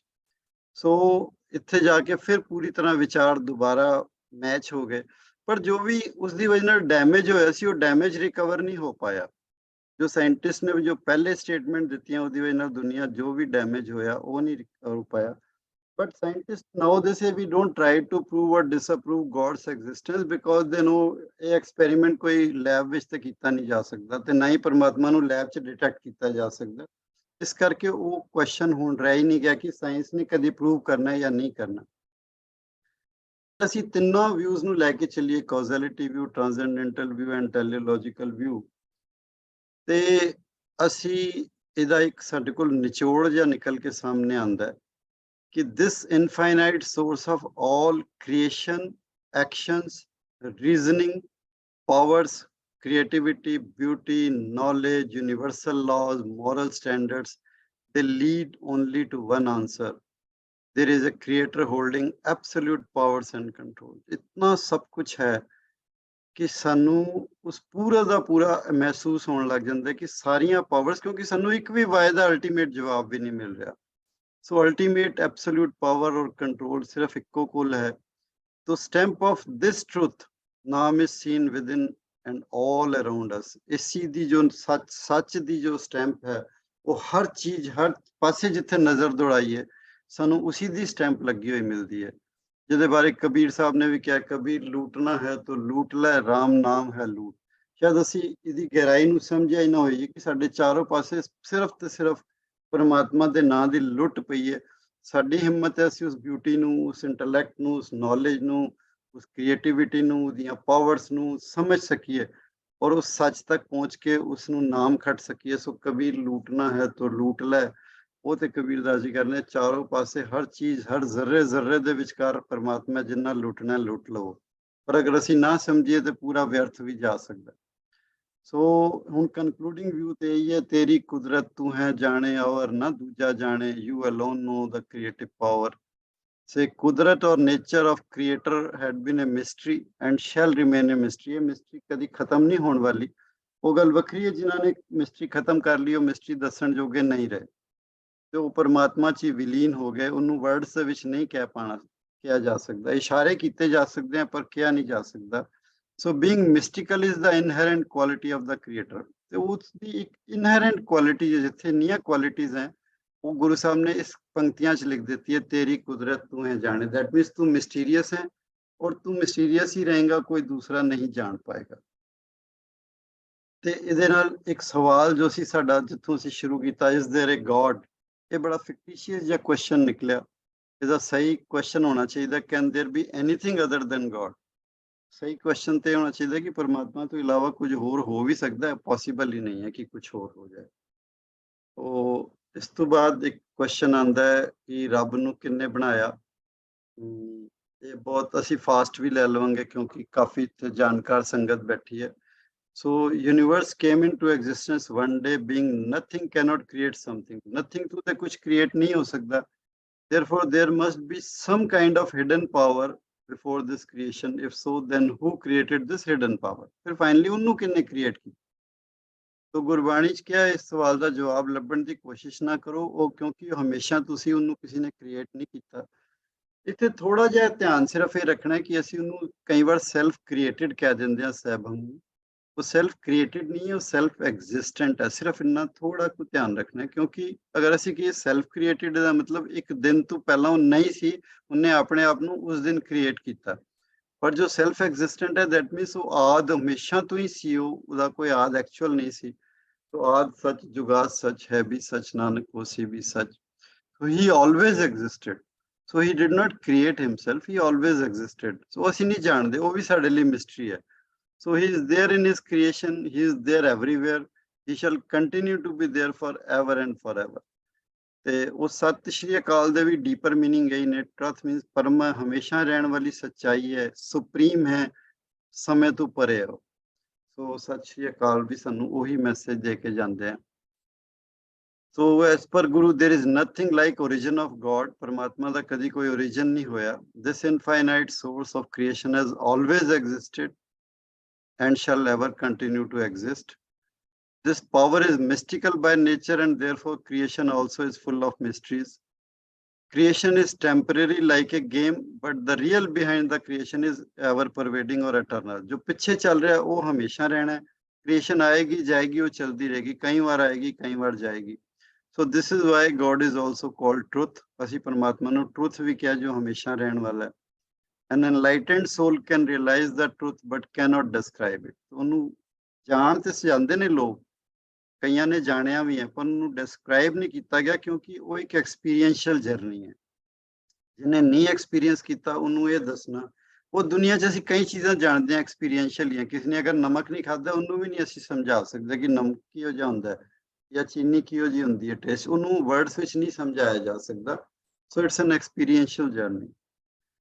ਤੇ ਹੁਣ ਕੁਐਸਚਨ ਆਉਂਦਾ ਹੈ, ਜੇ ਰੱਬ ਮੌਜੂਦ ਹੈ ਤਾਂ ਸਾਨੂੰ ਉਹਦੇ ਨਾਲ ਜੁੜਨ ਦੀ ਕਿਉਂ ਲੋੜ ਹੈ? ਚਲੋ ਮੰਨ ਲਿਆ ਹੈ ਰੱਬ, ਪਰ ਹੁਣ ਉਹਦੇ ਨਾਲ ਸਾਨੂੰ ਜੁੜਨ ਦੀ ਕੋਸ਼ਿਸ਼ ਕਿਉਂ ਕਰਨੀ ਚਾਹੀਦੀ ਹੈ? ਖਾਸ ਤੌਰ ਤੇ ਜਦੋਂ ਕਿ ਦੁਨੀਆ ਦੇ ਅੰਦਰ ਇਲਿਟਰੇਸੀ, ਬਿਮਾਰੀਆਂ, ਗਰੀਬੀ, ਇੰਨਾ ਕੁਝ ਹੋ ਰਿਹਾ ਹੈ ਕਿ ਅਸੀਂ ਉਹਨਾਂ ਨੂੰ ਛੱਡ ਕੇ ਰੱਬ ਨੂੰ ਯਾਦ ਕਰੀ ਜਾਈਏ, ਇਹ ਕੀ ਤਰੀਕਾ ਹੈ? ਤੇ ਇਸ ਕੁਐਸਚਨ ਦੇ ਸਾਡੇ 3 ਐਸਪੈਕਟ ਹਨ ਜੋ ਅਸੀਂ ਲੈ ਰਹੇ ਹਾਂ। ਪਹਿਲਾ ਹੈ ਕਿ ਮਨੁੱਖੀ ਜ਼ਿੰਦਗੀ ਜਿਹੜੀ ਹੈ ਬਾਕੀ ਜੀਵਾਂ ਤੋਂ ਵੱਖਰੀ ਹੈ। ਅਸੀਂ ਸੱਚ ਤੋਂ ਦੂਰ ਰਹਿ ਕੇ ਸੱਚ ਤੱਕ ਪਹੁੰਚਣ ਦੀ ਜੋ ਕਿਉਰਿਓਸਿਟੀ ਹੈ ਉਹਨੂੰ ਪੂਰਾ ਨਹੀਂ ਕਰ ਸਕਦੇ। ਅਸੀਂ ਕਿ ਸੱਚ ਨੂੰ ਅਸੀਂ ਜਾਣਨਾ ਹੀ ਨਹੀਂ ਚਾਹੁੰਦੇ ਤੇ ਗੱਲ ਖਤਮ ਹੋ ਗਈ ਫਿਰ ਤੇ। ਪਰ ਅਸੀਂ ਜਿਹਨੂੰ ਕਿਉਰਿਓਸਿਟੀ ਹੈ, ਅਸੀਂ ਸੱਚ ਤੱਕ ਪਹੁੰਚਣਾ ਚਾਹੁੰਦੇ ਹਾਂ, ਤਾਂ ਫਿਰ ਜੁੜਨ ਤੋਂ ਇਲਾਵਾ ਹੋਰ ਕੋਈ ਤਰੀਕਾ ਨਹੀਂ ਹੈ।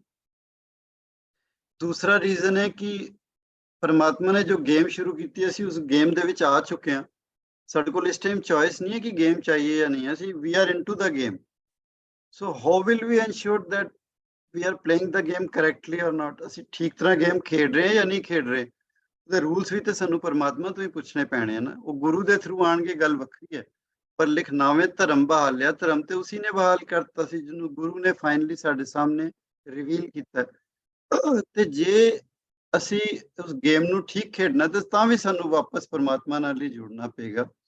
ਔਰ ਜੋ ਤੀਸਰਾ ਰੀਜ਼ਨ ਹੈ ਕਿ ਉਹ ਦੁਨੀਆ ਦੀ ਹਰ ਚੀਜ਼ ਦੇ ਪਿੱਛੇ ਰੀਜ਼ਨ ਪਰਮਾਤਮਾ ਹੈ। ਕਰਨ ਕਾਰਨ ਅਸੀਂ ਪੜ ਚੁੱਕੇ ਹਾਂ as a causality view. So he is the reason of source behind everything। So the real answer behind all our problem also lies with him। ਸਾਡੀਆਂ ਹਰ ਪ੍ਰੋਬਲਮ ਪਾਵਰਟੀ ਹੈ, ਚਾਹੇ ਉਹ ਵੈਸੇ ਦੁਨੀਆ 'ਚ ਬਹੁਤ ਜ਼ਿਆਦਾ ਕ੍ਰਾਈਮ ਹੈ, ਜੋ ਹੈ ਸਾਡੇ ਕੋਲ ਆਨਸਰ ਤੇ ਸਾਨੂੰ ਉੱਥੋਂ ਹੀ ਮਿਲਣਾ ਹੈ। तो ਅਸੀਂ ਇਹ ਕਿਸ ਤਰ੍ਹਾਂ ਕਹਿ ਸਕਦੇ ਹਾਂ ਕਿ ਅਸੀਂ ਪਰਮਾਤਮਾ ਨਾਲ ਨਹੀਂ ਜੁੜੇ ਬਗੈਰ ਇਹਨਾਂ ਦਾ ਆਨਸਰ ਲੱਭ ਲਾਂਗੇ? So when we connect with Vaheguru, a holistic approach takes care of every aspect of human life। तो ਜਿਸ ਤਰ੍ਹਾਂ ਅਸੀਂ ਪਰਮਾਤਮਾ ਨਾਲ ਜੁੜਦੇ ਹਾਂ ਤੇ ਲਾਈਫ ਦੀ ਇੱਕ ਹੋਲਿਸਟਿਕ ਅਪਰੋਚ ਹੈ ਜੋ ਸ਼ੁਰੂ ਹੁੰਦੀ ਹੈ।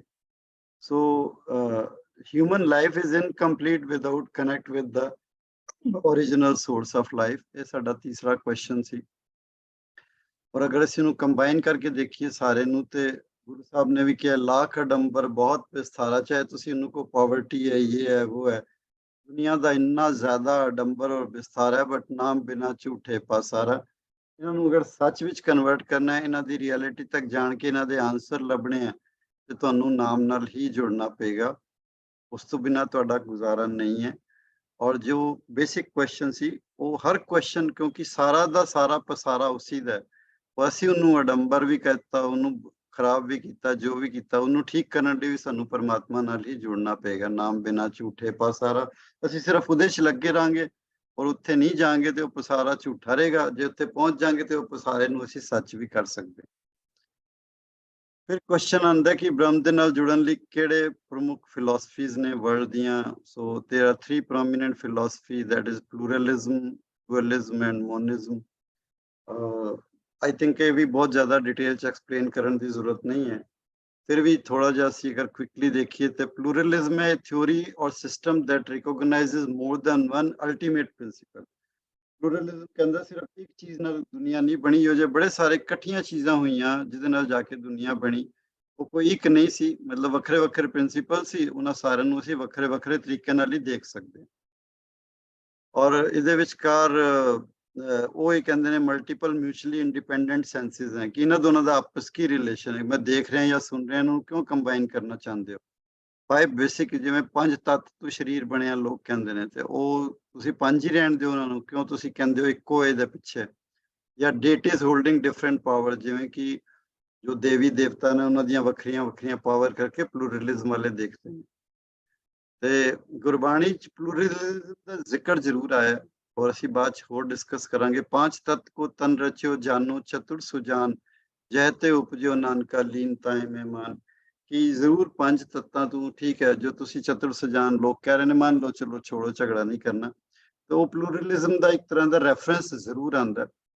ਅਸੀਂ ਫਿਰ ਦੇਖੀਏ ਡਿਊਅਲਿਜ਼ਮ ਬਾਰੇ। ਡਿਊਅਲਿਜ਼ਮ ਕਹਿੰਦਾ ਹੈ ਕਿ ਦੁਨੀਆ 'ਚ 2 ਤਰ੍ਹਾਂ ਦੀਆਂ ਸਟੇਟਸ ਹੁੰਦੀਆਂ, the quality of or state or being of 2 natures, 2 different nature ਦੀਆਂ।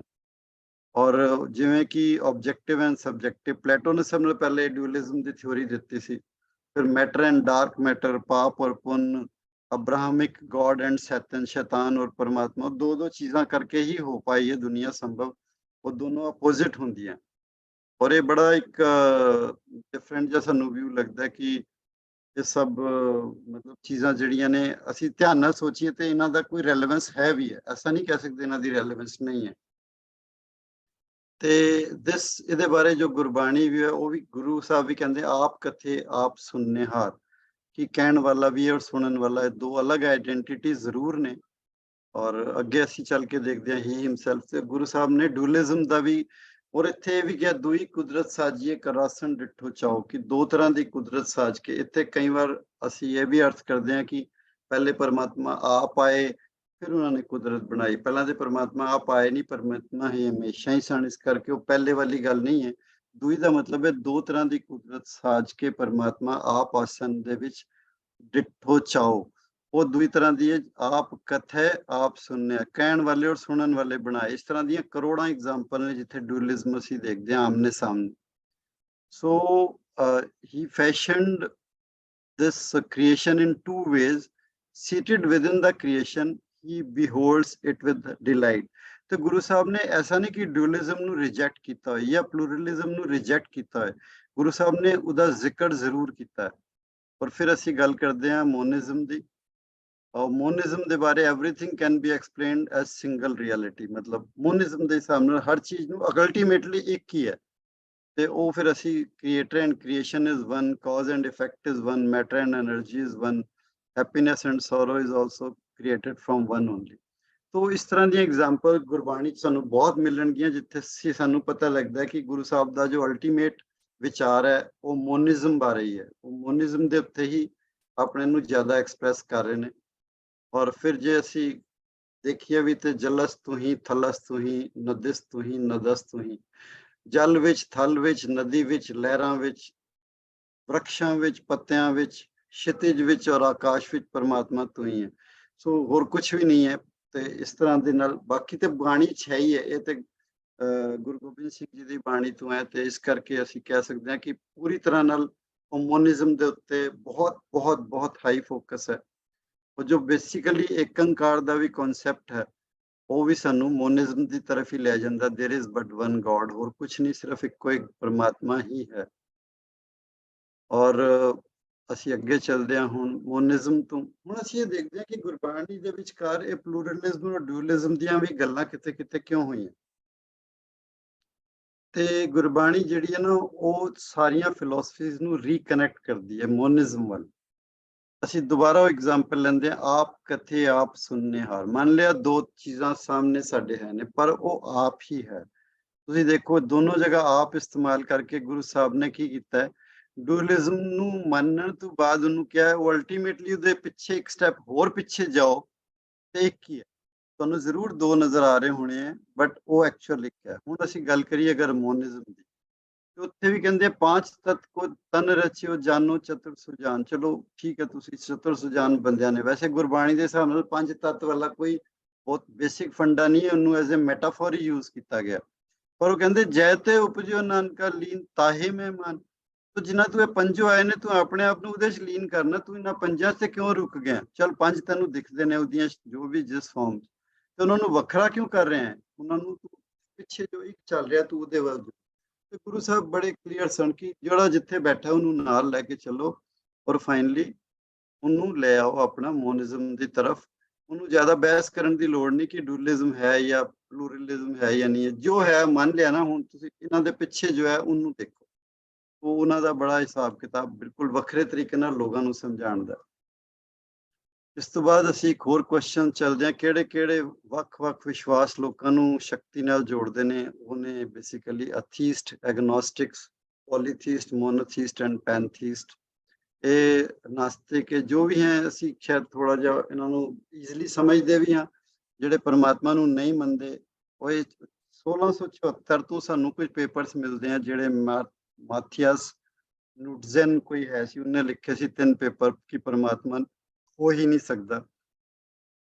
ਐਗਨੋਸਟਿਕ ਕਹਿੰਦੇ ਉਹ ਚੈਲੰਜ ਕਰਦੇ ਨੇ, ਦੇ question the existence of God. ਕਹਿੰਦੇ ਮੰਨਣ ਨੂੰ ਤਿਆਰ ਆ ਜੇ ਤੁਸੀਂ ਪ੍ਰੂਵ ਕਰ ਦਿਓ। ਸੋ ਅਦਰਵਾਈਜ਼ ਕੁਐਸਚਨ ਕਰਦੇ ਨੇ ਹਰ ਚੀਜ਼ ਨੂੰ, ਬਟ ਉਹ ਡਿਸਕਸ ਜ਼ਰੂਰ ਕਰਦੇ ਨੇ। ਪੋਲੀਥੀਸ ਨੇ ਜਿਹੜੇ ਮਲਟੀਪਲ ਡੇਟੀਜ਼, ਗੋਡਸ, ਗੋਡੇਸਿਸ ਬਿਲੀਵ ਕਰਦੇ ਨੇ। ਮੋਨੋਥੀਸ ਨੇ ਜਿਹੜੇ ਇੱਕ ਐਵਰ ਪਰਵੇਡਿੰਗ ਪਰਮਾਤਮਾ ਨੂੰ, ਪਾਵਰਫੁਲ ਪਰਮਾਤਮਾ ਨੂੰ ਮੰਨਦੇ ਨੇ। ਔਰ ਪੈਨਥੀਸ ਨੇ ਜਿਹੜੇ ਕਹਿੰਦੇ ਨੇ ਕਿ ਪਰਮਾਤਮਾ ਤੋਂ ਇਲਾਵਾ ਕੁਝ ਹੋਰ ਹੈ ਹੀ ਨਹੀਂ ਹੈ। So this is another way I mean of saying ਕਿ ਇਸ ਬਾਰੇ ਅਸੀਂ ਥੋੜਾ ਜਿਹਾ ਹੋਰ ਡਿਸਕਸ ਕਰਾਂਗੇ ਕਿ ਗੁਰੂ ਨਾਨਕ ਜੀ ਨੇ ਕਿਹੜੇ ਵਿਸ਼ਵਾਸ ਪ੍ਰਣਾਲੀ ਨੂੰ ਮੰਨਿਆ।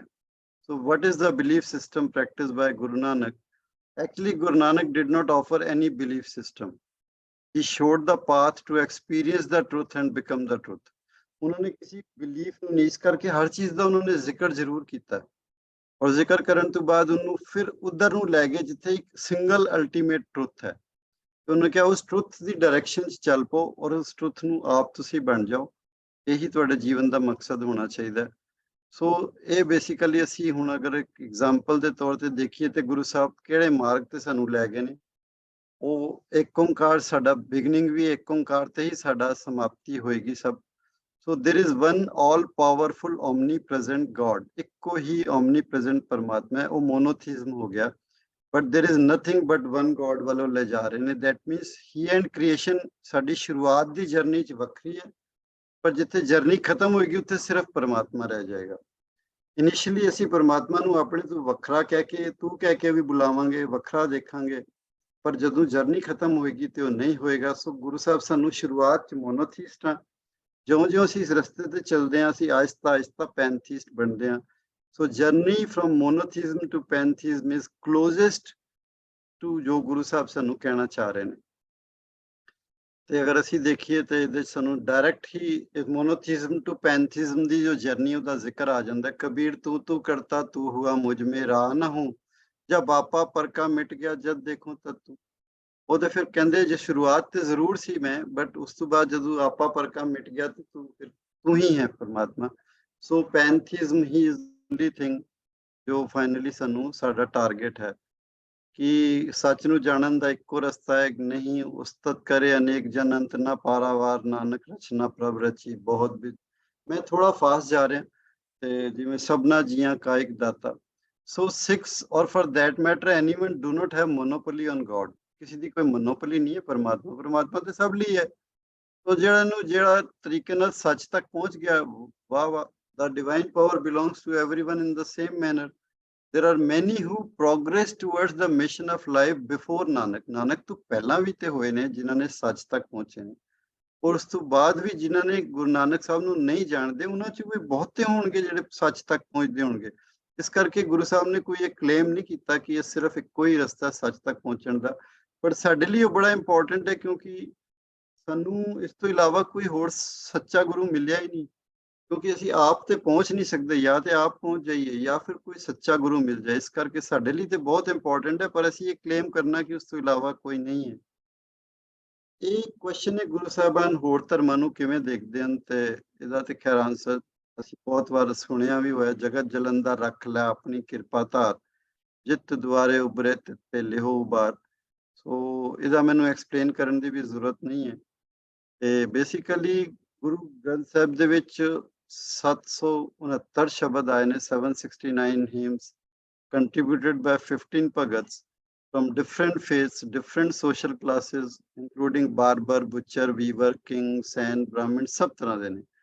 ਔਰ ਇਹੀ ਇੱਕ ਕਨਸੈਪਟ ਅਸੀਂ ਕਿਸ ਤਰ੍ਹਾਂ ਕਹੀਏ ਕਿ ਗੁਰੂ ਸਾਹਿਬ ਨੇ ਕਿਹਾ ਸਿਰਫ ਮੇਰਾ ਹੀ ਇੱਕ ਮਾਰਗ ਹੈ, ਕਿਉਂਕਿ ਓਰੀਜਨਲ ਕਨਸੈਪਟ ਆਫ ਸੈਕੂਲਰਿਜ਼ਮ ਲੈ ਕੇ ਤੇ ਗੁਰੂ ਸਾਹਿਬ ਚੱਲੇ ਜੋ 500 ਸਾਲ ਤੋਂ ਪੁਰਾਣਾ ਸੀ। ਅੱਜ ਸੈਕੂਲਰਿਜ਼ਮ ਦੀ ਗੱਲ ਕਰਦੇ ਹਾਂ, ਪਰ ਗੁਰੂ ਸਾਹਿਬ ਨੇ ਇਹ ਗੱਲ 500 ਸਾਲ ਪਹਿਲਾਂ ਹੀ ਗੁਰੂ ਗ੍ਰੰਥ ਸਾਹਿਬ ਦੇ ਵਿਚਕਾਰ ਸ਼ਬਦਾਂ ਨੂੰ ਦਰਜ ਕਰਕੇ ਪ੍ਰੂਵ ਕਰ ਦਿੱਤਾ।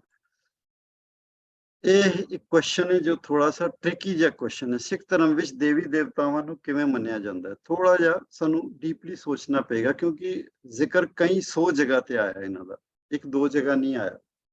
So how are deities and demigod perceived in Sikh religion? ਕੁਝ ਇੰਪੋਰਟੈਂਟ 3 ਚੀਜ਼ਾਂ ਨੇ, ਅਗਰ ਇਹਨਾਂ ਨੂੰ ਅਸੀਂ ਸਾਹਮਣੇ ਰੱਖੀਏ ਤੇ ਜਵਾਬ ਡਾਇਰੈਕਟ ਮਿਲ ਜਾਂਦਾ। ਇੱਕ ਓੰਕਾਰ, ਅਕਾਲ ਮੂਰਤ, ਸਮੇਂ ਤੋਂ ਪਰੇ ਹੈ, ਜਿੱਦੀ ਇਮੇਜ, ਔਰ ਅਜੂਨੀ ਜੋ ਜੂਨਾ ਚ ਨਹੀਂ ਆਉਂਦਾ। ਫਿਰ ਤੇ ਆਨਸਰ ਡਾਇਰੈਕਟ ਮਿਲ ਜਾਂਦਾ। ਪਰ ਕੁਐਸਚਨ ਇਹ ਕਿ ਜ਼ਿਕਰ ਆਇਆ, ਤੇ ਜ਼ਿਕਰ ਆਇਆ ਤੇ ਫਿਰ ਉਹ ਕਿਉਂ ਆਇਆ ਔਰ ਕਿਸ ਕੰਟੈਕਸਟ ਦੇ ਵਿੱਚ ਉਹ ਜ਼ਿਕਰ ਆਇਆ। ਤੇ ਅਗਰ ਅਸੀਂ ਇਹਦਾ ਹਿਸਟੋਰੀਕਲ ਪਰਸਪੈਕਟਿਵ ਦੇਖੀਏ ਤੇ ਇਹ ਜੋ ਸਾਡਾ ਰੀਜਨ ਹੈ ਇਹਦੇ ਚ ਕਈ ਸਾਰੇ ਫੇਥ ਸਨ, ਉਹਦੇ 2 ਖਾਸ ਰਿਲੀਜਨ ਜਿਹੜੇ ਲੋਕਾਂ ਨੂੰ ਪਤਾ ਹੀ ਹੈ ਸਨ, ਔਰ 5000 ਸਾਲ ਤੋਂ ਜ਼ਿਆਦਾ ਦੀ ਇੱਕ ਹਿਸਟਰੀ ਆ ਜਿਹਦੇ ਨਾਲ ਲੋਕ ਸਪਿਰਿਚੁਅਲ ਲਾਈਫ ਜੀ ਰਹੇ ਸਨ। ਇਹ ਤੇ ਸਾਡਾ ਇੱਕ ਇਤਿਹਾਸ ਹੈ। ਜਿਹੜੀਆਂ ਸਟੋਰੀਜ਼ ਸਨ ਉਹ ਜਨਰੇਸ਼ਨ ਟੂ ਜਨਰੇਸ਼ਨ ਜਿਹੜੇ ਕਲਰਜੀ ਸਨ, ਜੋ ਪੁਜਾਰੀ ਸਨ, ਉਹ ਜੋ ਵੀ ਸੁਣਾ ਰਹੇ ਸੀ ਲੋਕਾਂ ਦਾ ਉਹਨਾਂ ਤੇ ਬਿਲੀਫ ਸੀ, ਔਰ ਉਸੇ ਦੇ ਨਾਲ ਉਹ ਜੀ ਰਹੇ ਸਨ ਆਪਣਾ ਜੀਵਨ। ਸੋ ਇਹਦੇ ਵਿਚਕਾਰ ਕਾਫੀ ਚੀਜ਼ਾਂ ਦੇ ਵਿਚਕਾਰ ਐਥੋਸ ਵੀ ਸਨ, ਉਹ ਪ੍ਰਿੰਸੀਪਲਸ ਵੀ ਸਨ, ਅੱਛੇ ਪ੍ਰਿੰਸੀਪਲਸ ਵੀ ਸਨ, ਬੜੀਆਂ ਮੀਨਿੰਗਫੁਲ ਗੱਲਾਂ ਸੀ।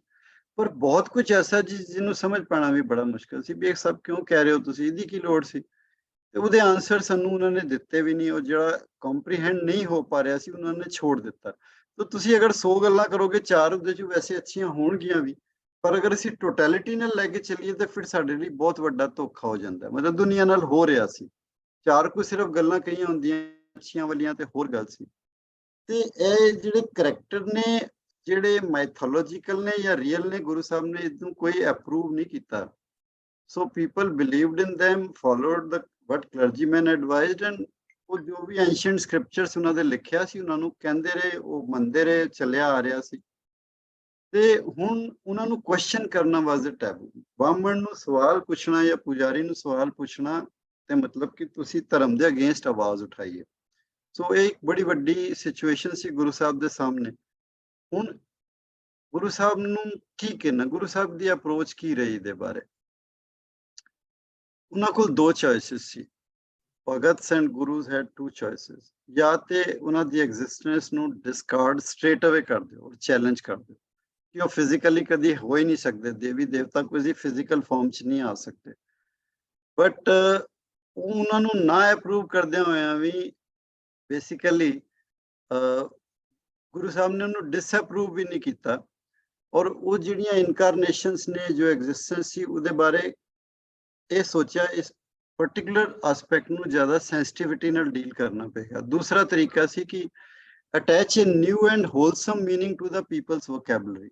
ਉਹ ਜੋ ਕੁਝ ਜਾਣਦੇ ਨੇ ਉਹਦਾ ਇੱਕ ਮੀਨਿੰਗ ਆਹਿਸਤਾ ਆਹਿਸਤਾ ਬਦਲ ਦਿਓ, ਉਹਦੇ ਮੀਨਿੰਗ ਨੂੰ ਇੱਕ ਨਵਾਂ ਮੀਨਿੰਗ ਦੇ ਦਿਓ, ਤਾਂ ਕਿ ਉਹਨਾਂ ਨੂੰ ਇੱਕਦਮ ਜਰਕ ਨਾ ਲੱਗੇ, ਚੋਟ ਨਾ ਲੱਗੇ ਕਿ ਅਸੀਂ ਸਾਡਾ ਰਾਤੋਂ ਰਾਤ ਇਸ ਤਰ੍ਹਾਂ ਕਿਸ ਤਰ੍ਹਾਂ ਹੋ ਸਕਦਾ, ਇਹ ਬੜੀ ਖਿਲਾਫਤ ਹੋ ਸਕਦੀ ਹੈ। ਤੇ ਗੁਰੂ ਸਾਹਿਬ ਨੇ ਕੀ ਕੀਤਾ, Gurus preferred to use the known vocabulary of masses and molded them to accept singular reality operating behind them. ਕਹਿੰਦੇ ਤੁਸੀਂ ਜੋ ਸਮਝ ਪਾਏ ਹੋ ਨਾ ਅਜੇ ਤੱਕ ਉਹਨੂੰ ਚਲੋ ਮੰਨ ਲਓ, ਜੇ ਹੈ ਵੀ ਸੀ ਤਾਂ, ਪਰ ਉਹਦੇ ਪਿੱਛੇ ਜੋ ਇੱਕ ਸਿੰਗੂਲਰ ਰਿਐਲਿਟੀ ਚੱਲ ਰਹੀ ਹੈ ਉੱਥੇ ਤੱਕ ਪਹੁੰਚਣ ਦੇ ਲਈ ਤੁਹਾਨੂੰ ਰਸਤਾ ਦਿੰਦੇ ਆ।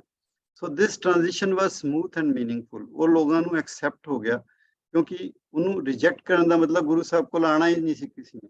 ਸੋ common man did not feel the big jag. So Guru Sahib ਨੇ ਕਿਹਾ ਇਹਦਾ ਇੱਕ ਨਵਾਂ ਮੀਨਿੰਗ ਦਿੰਦੇ ਆ ਜੋ ਤੁਸੀਂ ਵੋਕੈਬਲਰੀ ਯੂਜ਼ ਕਰ ਰਹੇ ਹੋ। ਸੋ ਇਸ ਤਰ੍ਹਾਂ ਗੁਰੂ ਸਾਹਿਬ ਨੇ ਇੱਕ ਯੂ ਟਰਨ ਪ੍ਰਿੰਸੀਪਲ ਲਗਾਇਆ। ਇਹ ਅੱਜ ਦਾ ਮਾਡਰਨ ਪ੍ਰਿੰਸੀਪਲ ਹੈ, ਪਰ ਮੈਨੂੰ ਗੁਰਬਾਣੀ 'ਚ ਬੜੀ ਸਪਸ਼ਟ ਦਿਖਿਆ। ਉਹ ਯੂ ਟਰਨ ਪ੍ਰਿੰਸੀਪਲ ਕੀ ਹੈ ਕਿ ਜੇ ਕੋਈ ਗੱਡੀ ਮੰਨ ਲਓ ਬਹੁਤ ਸਪੀਡ ਨਾਲ ਜਾ ਰਹੀ ਹੈ ਔਰ ਗਲਤ ਡਾਇਰੈਕਸ਼ਨ 'ਚ ਜਾ ਰਹੀ ਹੈ, ਤੇ ਅਸੀਂ ਪੂਰੀ ਐਮਰਜੈਂਸੀ ਬ੍ਰੇਕ ਲਗਾ ਕੇ ਉਹਨੂੰ ਨਹੀਂ ਰੋਕਦੇ, ਅਸੀਂ ਉਹਨੂੰ ਆਹਿਸਤਾ ਆਹਿਸਤਾ ਸਲੋ ਕਰ ਦਿੰਦੇ ਹਾਂ। So avoid jerk during reversing the direction. First deaccelerate, slowly stop, take U-turn and accelerate. ਉਹਨੂੰ ਅਸੀਂ U-turn ਲੈਣਾ ਹੋਏ ਕਦੀ ਵੀ ਅਸੀਂ ਗੱਡੀ ਨੂੰ ਪਹਿਲਾਂ ਆਹਿਸਤਾ ਕਰਦੇ ਜਾਂਦੇ, that means ਲੋਕ ਜਿਸ ਡਾਇਰੈਕਸ਼ਨ 'ਚ ਜਾ ਰਹੇ ਸਨ ਉਹਨਾਂ ਨੂੰ ਥੋੜਾ ਸਲੋ ਕਰ ਦਿਓ। ਐਸੇ ਕੁਐਸਚਨ ਪੁੱਛੋ ਕਿ ਉਹਨਾਂ ਨੂੰ ਲੱਗੇ ਹਾਂ ਮੈਂ ਇਸ ਪਾਸੇ ਠੀਕ ਤੇ ਜਾ ਰਿਹਾ, ਆਪਣੇ ਆਪ ਹੀ ਉਹ ਪੁੱਛਣ ਆਪਣੇ ਨੂੰ ਐਵੇਂ ਕਿੱਧਰ ਨੂੰ ਜਾ ਰਿਹਾ। ਤੇ ਮਤਲਬ ਉਹ ਸਿਚੁਏਸ਼ਨ ਕ੍ਰੀਏਟ ਕਰ ਦਿਓ ਜੋ ਰੁਕ ਜਾਣ, ਰੁਕਣ ਤੋਂ ਬਾਅਦ ਫਿਰ ਉਹ ਠੀਕ ਡਾਇਰੈਕਸ਼ਨ 'ਚ ਟਰਨ ਲੈਣ, ਕਿਉਂਕਿ ਓਵਰਨਾਈਟ ਕੋਈ ਵੀ ਟਰਨ ਨਹੀਂ ਲੈਣ ਨੂੰ ਤਿਆਰ ਹੋਏਗਾ। ਸੋ ਗੁਰੂ ਸਾਹਿਬ ਨੇ ਯੂ ਟਰਨ ਪ੍ਰਿੰਸੀਪਲ ਲਗਾਇਆ, ਉਹ ਅਸੀਂ ਇੱਕ ਐਗਜ਼ਾਮਪਲ ਦੇ ਤੌਰ ਤੇ ਦੇਖਾਂਗੇ ਵੀ। ਸਭ ਤੋਂ ਪਹਿਲੇ ਤੇ ਅਸੀਂ ਗੁਰੂ ਸਾਹਿਬ ਦੀਆਂ ਜਿਵੇਂ ਜਪਜੀ ਸਾਹਿਬ ਵਿੱਚ ਹੀ ਆਂਦਾ, ਏਕਾ ਮਾਈ ਜੁਗਤ ਵਿਆਈ ਤਿੰਨ ਚੇਲੇ ਪਰਵਾਨ, ਇੱਕ ਸੰਸਾਰੀ ਇੱਕ ਭੰਡਾਰੀ ਇੱਕ ਲਾਏ ਦੀ ਬਾਣ। ਖੈਰ ਮੈਂ ਇਹਦੇ ਐਕਸਪਲੇਨੇਸ਼ਨ 'ਚ ਨਹੀਂ ਜਾਵਾਂਗਾ ਕਿਉਂਕਿ ਬਹੁਤ ਕਲੀਅਰਲੀ ਇਹ ਕ੍ਰੀਏਟਰ, ਸਸਟੇਨਰ ਔਰ ਡਿਸਟਰੋਏ ਬਾਰੇ ਗੱਲ ਕੀਤੀ ਜਾ ਰਹੀ ਹੈ। ਤੋ ਜਿਹੜੀਆਂ ਤਿੰਨ ਪ੍ਰਾਇਮਰੀ ਪਾਵਰ ਹੈ ਤੇ ਗੁਰੂ ਸਾਹਿਬ ਨੇ ਵੀ ਮੰਨਿਆ, ਚਲੋ ਪਰਮਾਤਮਾ ਦੀਆਂ ਪਹਿਲਾਂ ਤਿੰਨ ਪ੍ਰਾਇਮਰੀ ਪਾਵਰ ਮੰਨਦੇ ਆ, as a creator, as a sustainer, as a destroyer. ਉਹਦੇ 'ਚ ਕੋਈ ਨੁਕਸਾਨ ਨਹੀਂ ਹੈ ਮੰਨਣ 'ਚ, ਕਿਉਂਕਿ ਸਾਡੀ ਸਮਝ ਥੋੜੀ ਕਲੀਅਰ ਹੁੰਦੀ ਹੈ ਉਹਦੇ ਨਾਲ। ਸੋ ਕ੍ਰੀਏਟਰ ਵੀ ਹੈ, ਸਸਟੇਨਰ ਵੀ ਹੈ, ਡਿਸਟਰੋਇਰ ਵੀ।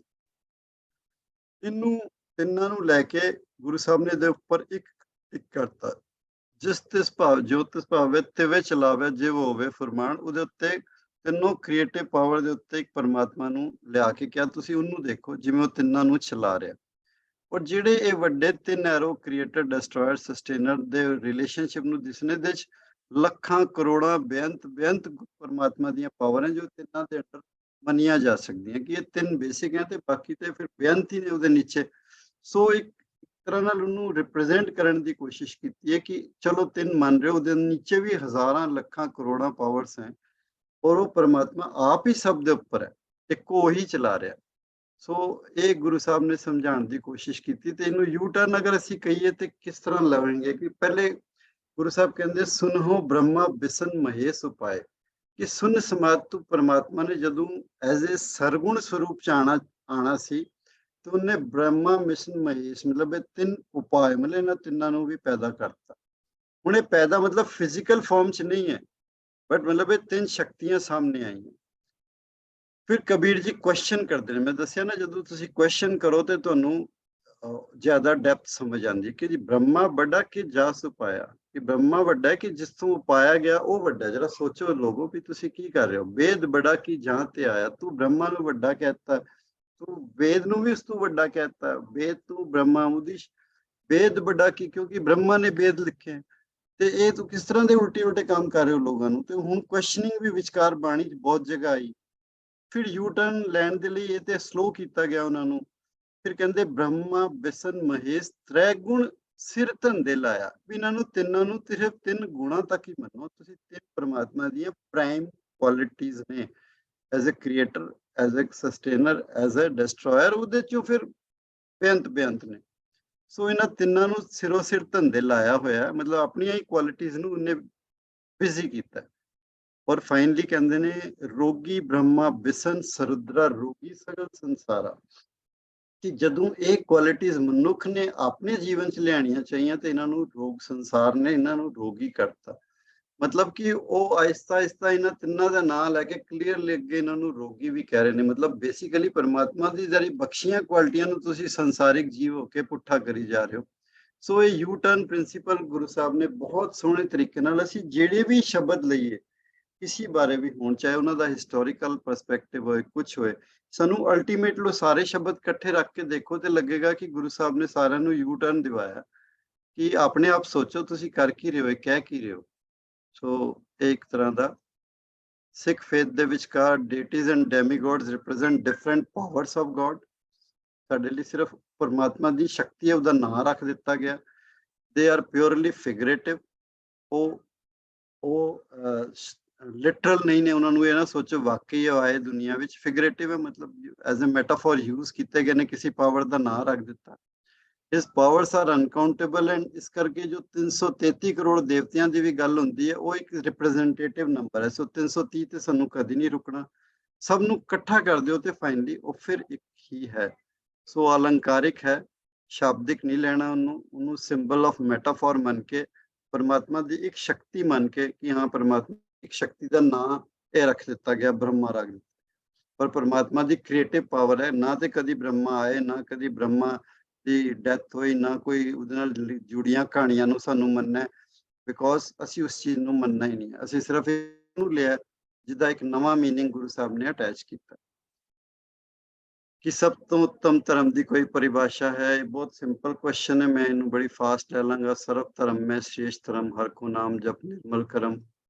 ਸੋ ਬੇਸਿਕਲੀ ਗੁਰੂ ਸਾਹਿਬ ਨੇ ਜੋ ਸਾਨੂੰ ਓਵਰਆਲ ਦੱਸਿਆ ਉਹ ਇਹ ਹੈ ਕਿ ਆਪਣਾ ਪਰਮਾਤਮਾ ਦੇ ਰੰਗ ਵਿੱਚ ਡੁੱਬ ਜਾਓ ਔਰ ਉਹਦੀ ਆਪਣਾ ਮੇਨਟੇਨ ਪਿਓਰ ਕੰਡਕਟ।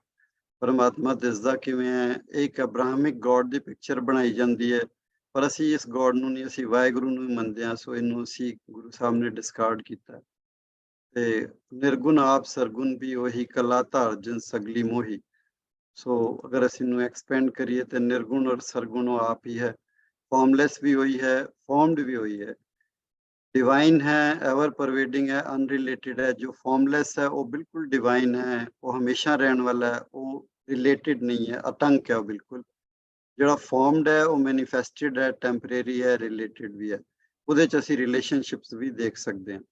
ਉਹ ਕ੍ਰੀਏਟਰ ਹੈ, ਉਹ ਕ੍ਰੀਏਸ਼ਨ ਵੀ ਆਪ ਹੀ ਹੈ, ਉਹ ਰੀਅਲ ਹੈ, ਉਹ ਇਲੂਜ਼ਨਰੀ ਹੈ।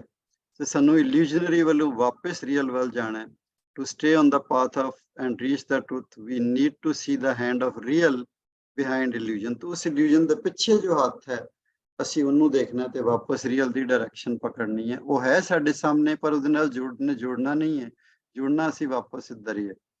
ਸੋ ਪਰਮਾਤਮਾ ਕਿਸ ਤਰ੍ਹਾਂ ਦਿਖਦਾ ਉਹ ਤੇ ਅਸੀਂ ਨਹੀਂ ਜਾਣਦੇ, ਪਰ ਉਹਦੇ ਸਰੂਪਾਂ ਦੀ ਗੱਲ ਹੋਈ ਹੈ। ਸੋ ਵਿਦ ਦਿਸ ਮੈਂ ਕਨਕਲੂਡ ਕਰ ਰਿਹਾ ਜੀ ਅੱਜ ਦਾ ਸੈਸ਼ਨ।